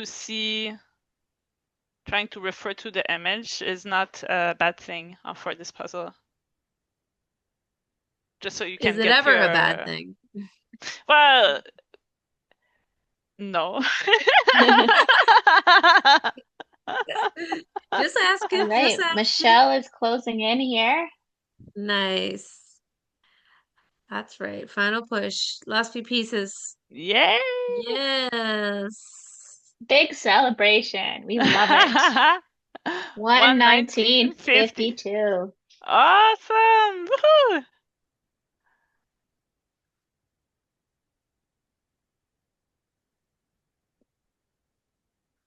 Yeah, it looks like it's a close.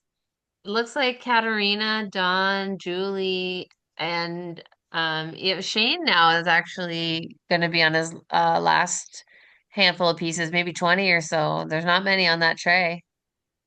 Yeah, almost done. And like at that top part, you can really focus on texture, like what's more blurry, what's less blurry. They have a very slight color difference, and some are a bit, the herbs are thicker, and some are thinner. Right. So you can really, and because they're touching the border, you can really, and there are straight lines pretty much. So just find one and do the line.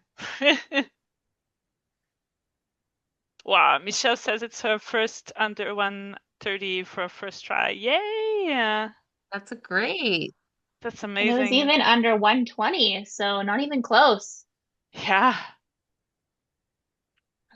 I love milestones in real time. It's fun to be a part of it. Yeah. Oh, Shane's gonna like last maybe 5 pieces or so. Not many here. He's going quick. Yes. Keep going.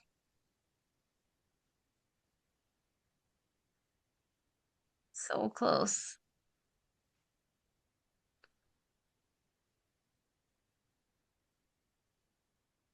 I'm Yeah. done. Woohoo!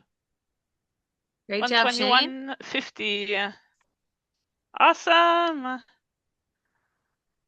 Okay, so Katarina is just working on the dark part in the middle, Yeah. and so is Dawn. So it's going to be a dark part, middle off. Spices with lines in the darkness. Yes. Trademark that, Danielle. That was great. Yeah, maybe I will. Spices with lines in the dark. Yeah, that's right. I don't know why they didn't name the puzzle that. I think that would make a great name. Yeah, Yeah. that's right. They went the other way. They went colorful. They should have went darkness. I do think they're running out a little bit of good names for puzzles. There's so many that are so similar. So to get a little bit creative here, maybe they need to listen to our commentary for some different ideas. Ideas, yeah, for sure. Take the idea and then make the puzzle from it, Yeah, Ooh, yeah. or take the title and make a puzzle from it. that'd be a fun challenge.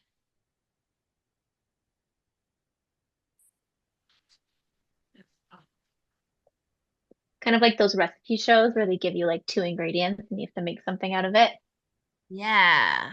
Mm-hmm. right? Tess is looking for someone to design the Battle of the Otters and Octopuses. So, Ooh. Ooh. any artist in the crowd willing to take up the challenge?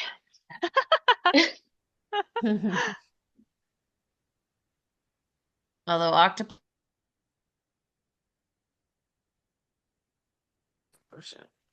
would be Or tricky. or or you don't have to be an artist. Anything goes. We can puzzle anything.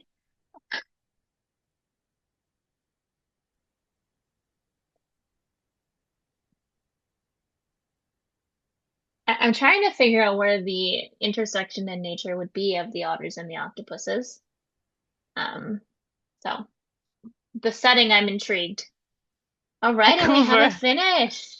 Yay! Katarina, Amazing. 124. oh nine. 09. Yeah, 124.09. Ooh, and Dawn is finished right after. Great job. Yay! Great job, Dawn. Nice. Awesome.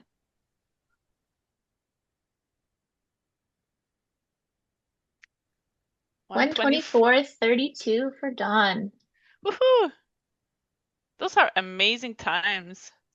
Yeah. Really. We chose a great puzzle for right before nationals.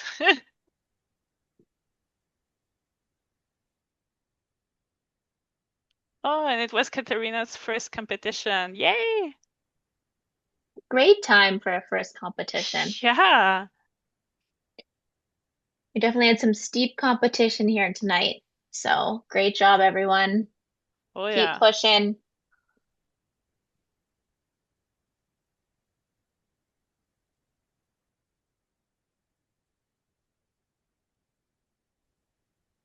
We have Tasha that's starting the top part with the herbs. Julie is also in the dark and top part.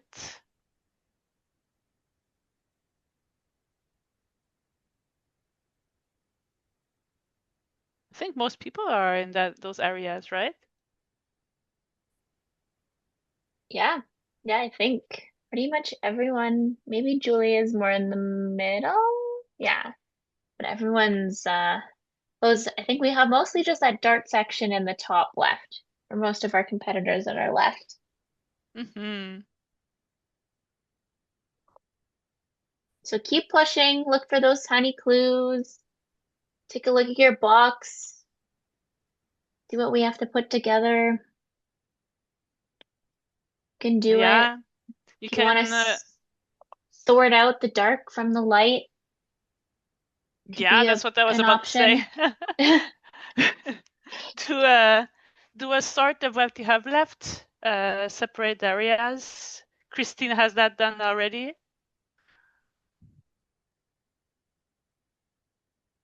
Working through the projects.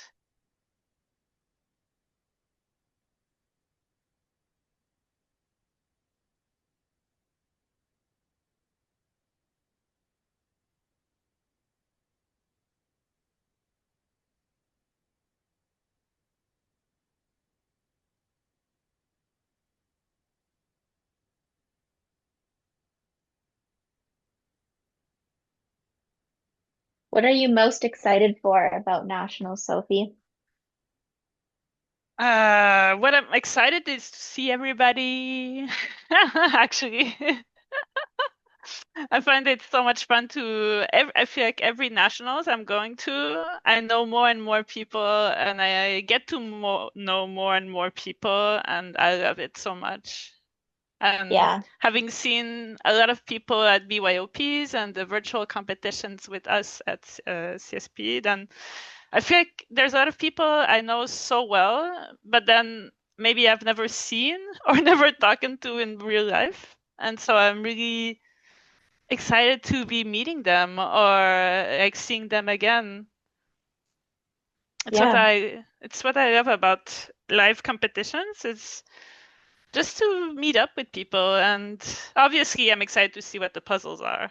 Like it's not kid ourselves, but and do it's them, of course. But yes. yeah, I agree. I feel like every competition I've attended has been more fun than the last, just because there are people that we know, and it's so great, like as a CSP team, to kind of help contribute towards growing the community of puzzlers within Canada. So, we can meet each other virtually through our different events that we host, and then get together at nationals and put the face to those people we've chatted with about puzzles week after week until very late until the into the evening. Yeah. Yeah, yeah. But yeah, I'm The- so excited to see all the puzzles that are revealed and how well everyone does. And Dean McAdam is going to be there to sign our puzzles, and I'm I'm excited for all of it. I can't believe it's here, really. yeah. It's always been so far away, and now it's like in a few days, it feels like. Yeah. And obviously, I have not done all the puzzle I wanted to do, but that's how every nationals go. Yeah, yeah. Yeah, I think some people were in the boat that, if they wanted to get through all the goals they set out before nationals, they definitely should not be working this week. But Yeah, you know, that's mostly how. we're there to have so much fun. Yeah, and we're at the 1 hour 30 mark. I think we have Devon coming back in for commentating, and Hello. Tess. And yes, I am also here.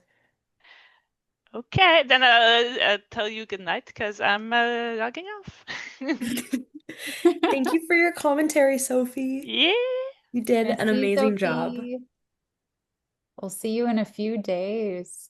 I can't believe it. I'm Crazy. Yeah. Devin, what have you been doing over the last month to prepare for nationals? Absolutely nothing. No,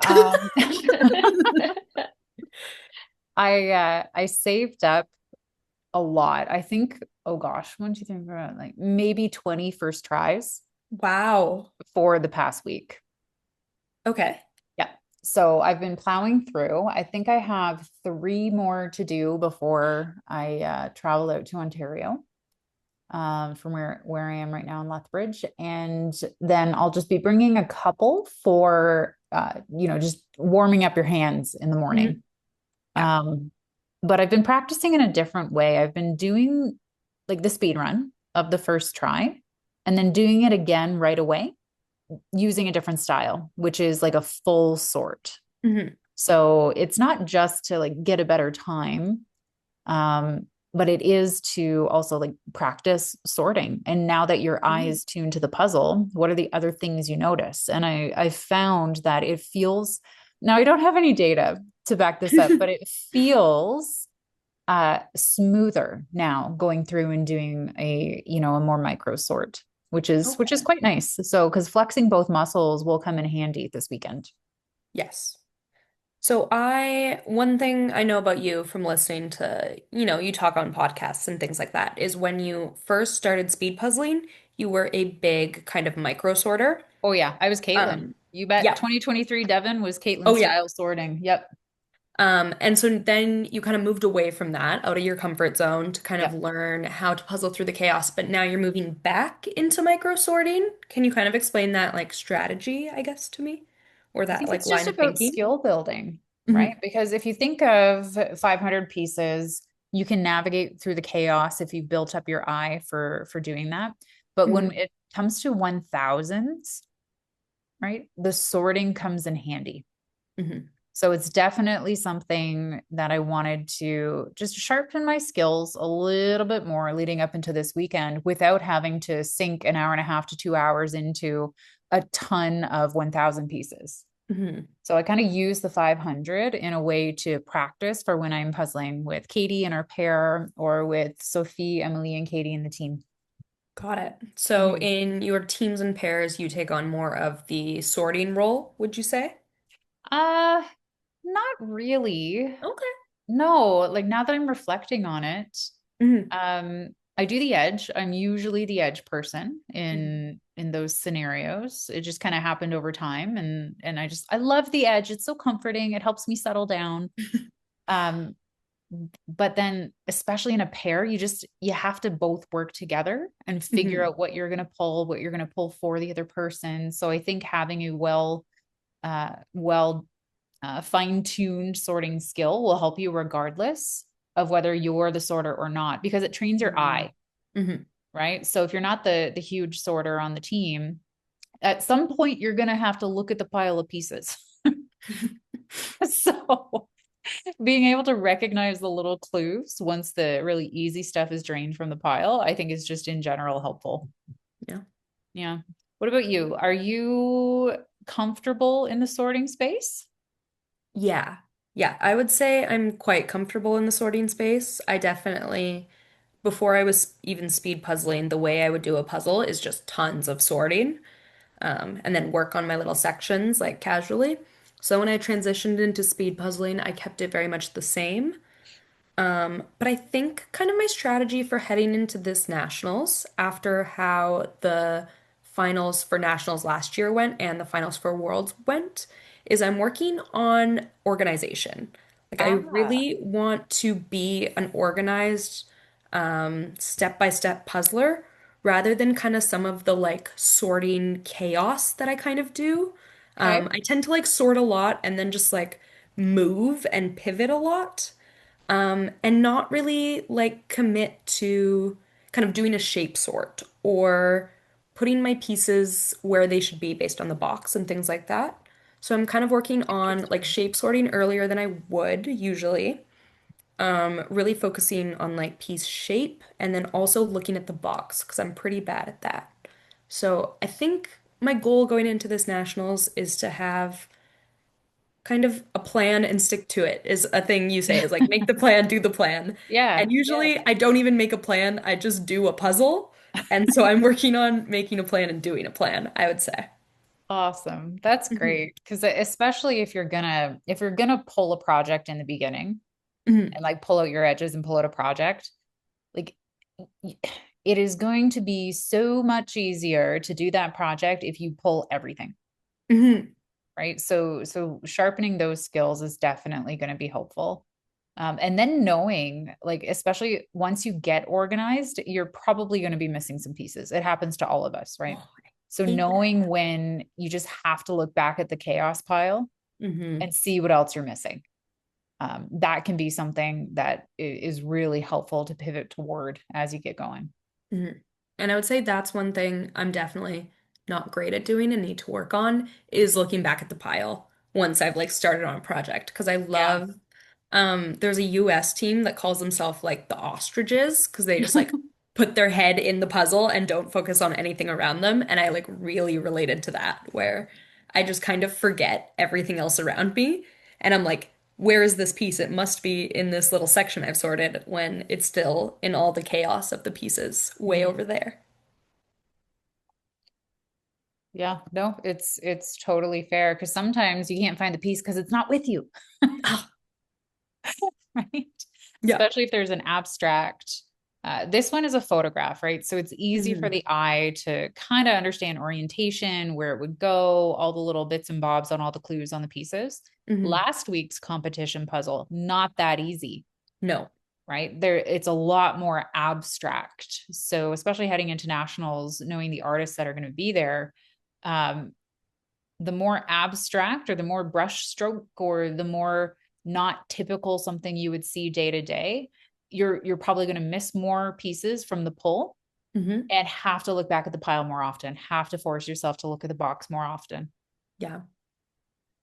And that sort of thing is when um it's tough to almost build like a category for what you're pulling, you know, like when it's kind of muddy and brushstrokey like that, you're like, I'm pulling orange, but like, is this orange too yellow or is this orange too red? And I feel like that was kind of in the competition last week where, you know, you go to pull a color, but it's Mhm. just surrounded by other similar colors that it's like, when am I done pulling? When am I not done pulling? And that is a really tricky thing and needs a lot of Mhm. practice put behind it. Yeah. Yeah. Allison, I know you're still with us. What's your prep been like? So I feel like I've been trying a couple of different things, and this seems to be a theme of my some of our facilitators, but Oh, we is have a Fan done? finish, I think. I think so. Yes. Yeah. Oh, Ooh, tough. We can't see all of your screen, Than, but if you could put your timer up again so we can write it down, that would be amazing. Congratulations. Up a little more. 138.28. Well done. Amazing. Well done. love it. Great Yes. job. All So right, back Allison. Yes. Tell us how you're prepping. Hmm. back to nationals. One of the fun things that Danielle and I actually got to do this past weekend was get together and instead of doing our typical pairs practice, use it as an opportunity to kind of do some individuals practice with the pressure of Oh. puzzling beside somebody. So I know there's the whole like, you're trying to stay in your space as you're practicing, but it really puts that to the test when you actually have someone right beside you, Mhm. and how do you get to, like, does it distract you? Does it motivate you? How do you use that to your advantage? We got to do a little bit of practicing like that this weekend. And then one of the other things I know for those who have attended any of our boot camps and got to experience our, Wheel of Doom or Wheel of Delight is we love to kind of mix things up in puzzling and, sometimes we want to do something else other than just like speed running something start to finish. So Danielle and I did like, I would say like puzzle chess to the extraordinaire, where we did an entire 500 piece puzzle, one row at a time, puzzle chess style. And I feel like it really helped us focus on like the tiniest details and piece shape like to the extreme because you're scanning over like 400 pieces trying to find one particular piece and you cannot move on until you find it. And it was crazy. And I was proud of how we did. And in my dreams with my eyes closed, all I could see was the shape of Ravensburger pieces. And I would recommend it. Okay. Yes, I saw that you did this because you did text us this, and I was wondering if it was helpful for like identifying pieces or if it's kind of the exact opposite of what you want to do with speed puzzling, where like if you can't find a piece, you need to move on and you need to move on quickly because if the piece may not be there and often pieces just kind of turn up. So I was wondering, I was like, this seems like anti-practice almost. I do think like I would expect us to get an extremely busy like teams final, for Hmm. example. That seems to be the way that things are going. Hmm. And so in that scenario, you get into a place where, you know, maybe there's 100 or 200 holes across this entire puzzle, and you need to find those holes with, you know, very little information. And so I think, well, the actual element of like, we'll give up on that, you know, move to something else. At some point, all of these holes do need to be filled in. So I think parts of it definitely help with that. Okay. I Okay. would also just say, don't knock it till you try it. Yeah. No, I think you've convinced me. That was a very useful explanation. Yeah. But yeah, I'm definitely filling in those holes at the end of a busy puzzle is a skill that's, you know, tough to get practicing, I feel like, because Hmm. it's definitely different in like a 1,000 piece than a 500. Hmm. Yeah, it But really is. I'm And just so here, excited. here's a question. So, scenario, you've got a really Sorry, busy puzzle. Devin, before your Oh, scenario, are we Tasha on? just has a few more pieces left of the Yes. puzzle. So I Yes, am she just does. gonna Go, go, watch her go. finish up here as we're talking about kind of filling in holes, looking at a spot and finding the piece that fits in that spot. Awesome. 'Cause she just has a few more pieces left in the very top, but it does look like the bottom because she's done her rotation. There it Yes! is. Great job, Tasha. 142.59. Amazing job getting it under that 145 mark Mm-hmm. and in the 2 hours easily. Great job. Easily. Okay, go ahead, Devin. Yeah, no, that was exciting. I love watching the finish. It's so good. Yeah. So here's the question, gals. So you get the scenario. You get a busy puzzle on the table. You're through the major parts that you can pull, and now it's just all the little details. How are you going back to your chaos pile and pulling pieces? Like, what is your strategy? Do you like count 10 pieces? Do you look for all one color? Do you just see where the wind blows you? How do you tackle that? This is a 500 individual, we're saying? Yeah. Yeah. Okay. 500 individual in this scenario. So I go color. Okay. I am a huge like find the color that's not in the puzzle that much. Don't find the biggest color. That's kind of a trap, I would say. But like say there's just a little bit of yellow, find every piece with a teeny tiny bit of yellow and put them where they go. And it'll feel slow at first, but as you get more familiar with the puzzle and finding the yellows and putting the yellows in, it'll get faster and faster. And then I kind of pick a new color. But I think the thing about my strategy is don't pick a color that shows up over and over and over again. Try to drain the colors with barely any in the puzzle. And that's my strategy, my go-to. It's interesting. I am also a color puller when it comes to busy puzzles. Yep. But like love like bringing the pieces as close to myself as possible. And then like if I'm staring at the pieces and I'm just like, I got nothing, Mhm. that's my cue to study my box a little bit more. Oh, Um, smart. so it's Okay. it's you know flipping between the holes, the pieces, and the box Yeah. Mhm. way more than you would with another type of puzzle. Yeah. And not maybe getting in the trap where you think that's going to slow you down. Mhm. It's probably Yeah. going to speed you up because you're getting more clues and more information. Hmm. Yeah, getting familiar with the box and your pieces, even though it feels kind of like you're slowing down, like it's never a bad idea because just knowing where things go rather than having to look at it will speed you up in the long run, you know? Yeah. I think the It's box just is very underutilized by speed puzzlers, including myself. it's like a mind perception thing, right? Like if you took 5 seconds and stared at the box, you'd be like, I stopped moving for 5 seconds. But if you picked up a piece and tried it in 10 locations, you'd be like, I was moving the Mhm. whole time. Mhm. And Julie just finished. What time do we have, Julie? 1:45:58. Amazing job. And we also have Debbie finishing up very soon here too. Just a few more pieces left. And then Devin will get your strategy on finishing off a busy puzzle. Oh no, I was just asking you guys. Oh, I don't have you don't have one? You You heard it don't here, have folks. Devin here wisdom has for no us? strategy. Nope. Awesome. Yay. What do we got, Debbie?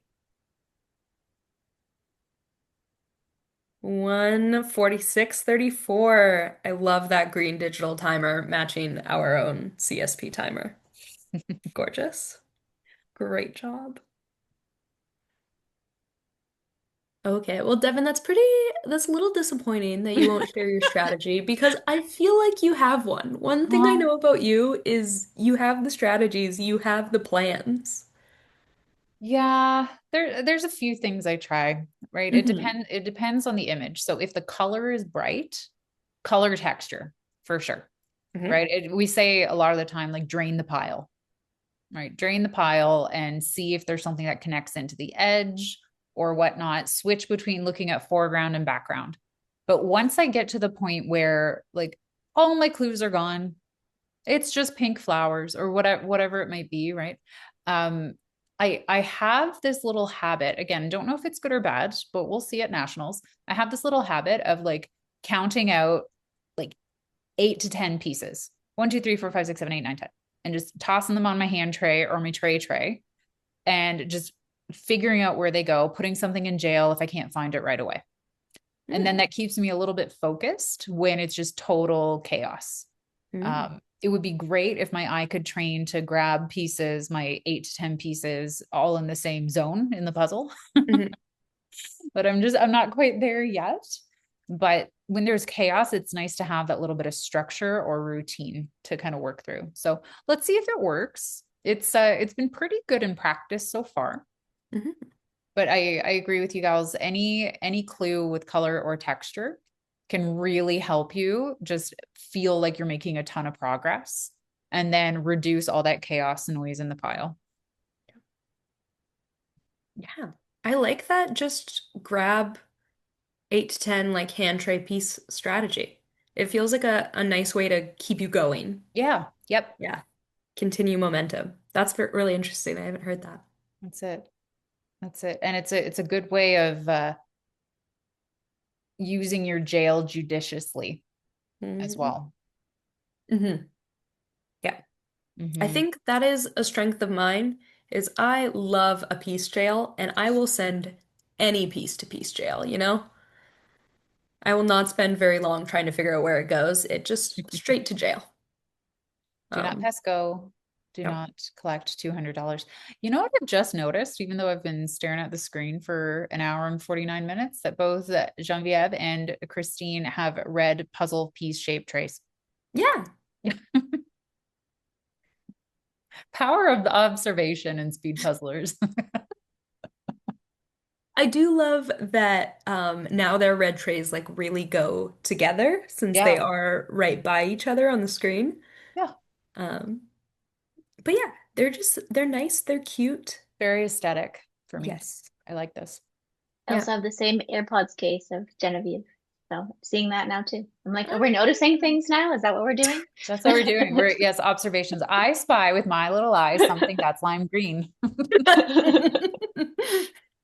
You need the ear protection for, Yep. work, everyday Point for life, Tess. hobbies. Yeah. No, I'm noticing the water glass in Yeah. Christine's bottom of the box. Yeah. I like it. Big coaster. I do the same. Yep. Yes.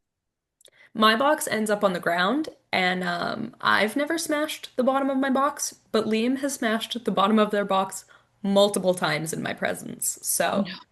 box bottom off the ground, very good idea. I'm like a thrower of the bottom of the box. Me too. Me too. I apologize in advance to all the volunteers at the competition, so you have to get mine from across the room. Probably not that far, but Yeah. I've been practicing throwing mine oh, wait, now I don't know what side it is. I was thinking to the right because that's where Kirsty is, but Kirsty might not be to my right. She might be to my left. So, I got to work on that. Oh, because you're sharing a table. Yeah, yeah. I'll review the like seating chart that Allison made. the table assignments. And keep practicing my box throwing because that's how I'm gonna mess Kirsty up in the qualifying. It's perfect. Sabotage, right?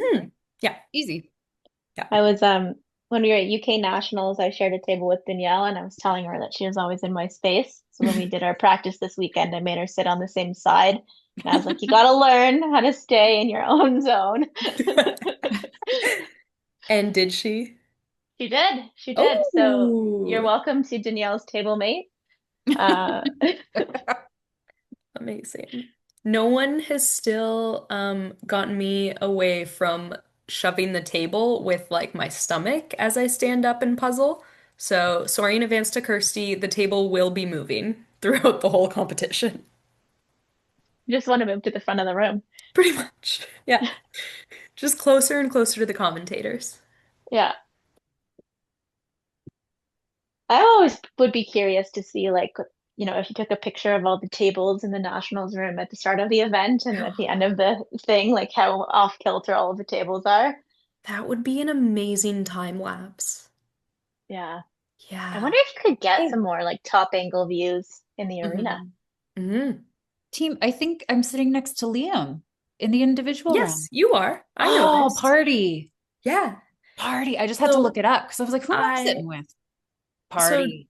Devin, I've been practicing with Liam. So we practice on a 6-foot table. We each get half of it.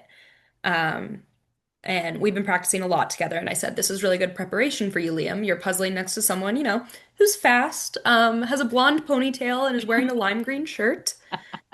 But unfortunately, I am not puzzling next to a British woman that's swearing at all of her pieces all the time. So I'm really disadvantaged in this practicing. It's the wrong prep. Yeah, exactly. I'm like, Liam, can you do an accent for me, please? I would love to see the Liam's impression of Kirsty. That would be great. I'm practicing with them a final time on Wednesday, so I'll see what I can get. I love it. Yeah. Oh, we totally missed our 10-minute warning. So now there is, I'm just going to keep talking for another 10 seconds and then say we have 6 minutes remaining. But remember, just keep going. Yep. And keep finishing. And if you're not done in 6 minutes, no problem. We still want your time in our results. We sure do. We sure do. Yeah. So just keep on puzzling, pretend nothing's changed, and then stop your timer when you're done and let us know on Circle.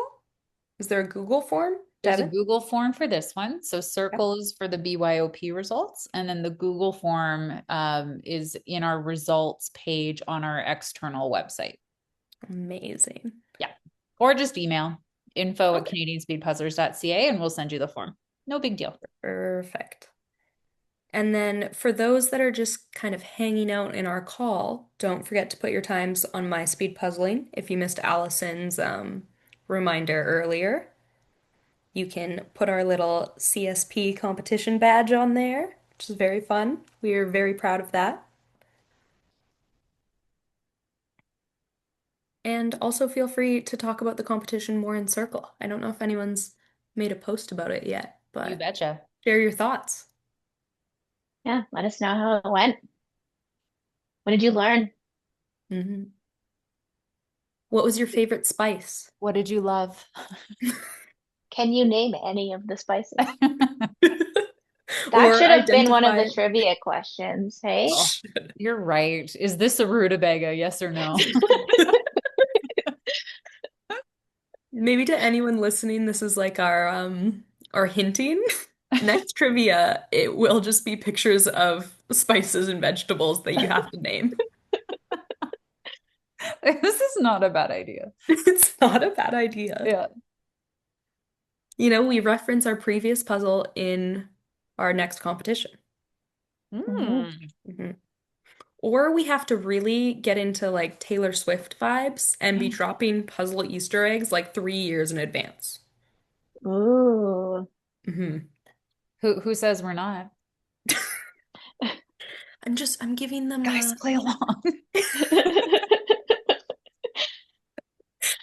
Be cool. I can't. I've never been cool. I think anything can really be an Easter egg in Puzzling World if you look hard enough. Yeah. Hint, hint, nudge, nudge. Yeah. People Probably. are going to be expecting a puzzle that's actual Easter eggs on the image now. I mean, I have done puzzles with actual Easter eggs, and Me they're very too. good puzzles. Yeah, they're super cute. Yeah. Easter eggs Like have beautiful painted? patterns. Yeah, like the Yeah. dyed painted-y ones, yeah. Is it kind of like a donut puzzle? Similar? Similar? You Don't love a threaten me with donut a good puzzle. time. I don't love a donut puzzle. Circles are not for me. Oh, Yeah. okay. So Well, sorry. I love a popsicle puzzle, but not a donut puzzle. Oh. well, did you do the donut puzzle though? No. Devin sent me the See? popsicle one. See? Don't knock it till you try it. Don't not do that. Okay. This is what happens in the last 10 minutes of the competition, team. This is great. I would vote yes. I think it's great. I do think it's great too. Do we Tess, I have... have the perfect puzzle that you should borrow from me. Okay, sounds good. It's a random cut donut puzzle. Perfect. Is that Eurographics one? Yeah. Oh gosh. No. Run. It's so hard. Yeah, Devin did it with me. Yep. I mean, Tess, it's great. Like you love Okay. random cut. Okay, I'll do that instead of my nationals puzzles. Perfect. Yeah. Just bring it to the table and do that instead. Exactly. Yeah, that's the plan. Okay, we have 2 minutes left during our call. Do we have any last minute advice for the puzzlers? Oh. Mine would be based on how I've been preparing for nationals. Don't be afraid to shape sort and use piece jail liberally. Yes. Yeah. I love a good shape sort. It's good practice. It makes you feel more organized and it really helps you fill in those holes. I would say don't be afraid to sort, because you didn't say that. I If didn't. you're stuck, it's a great way to kind of buy yourself some time, make some progress while you figure out what you're going to tackle next. And we Devin? have 1 minute left. Yeah, 1 minute left. And I think don't forget to move your hands quickly. Don't get in the lull where you're cruising, you're grooving. Say to yourself as you're going, fast hands, fast hands, fast hands. That's my advice.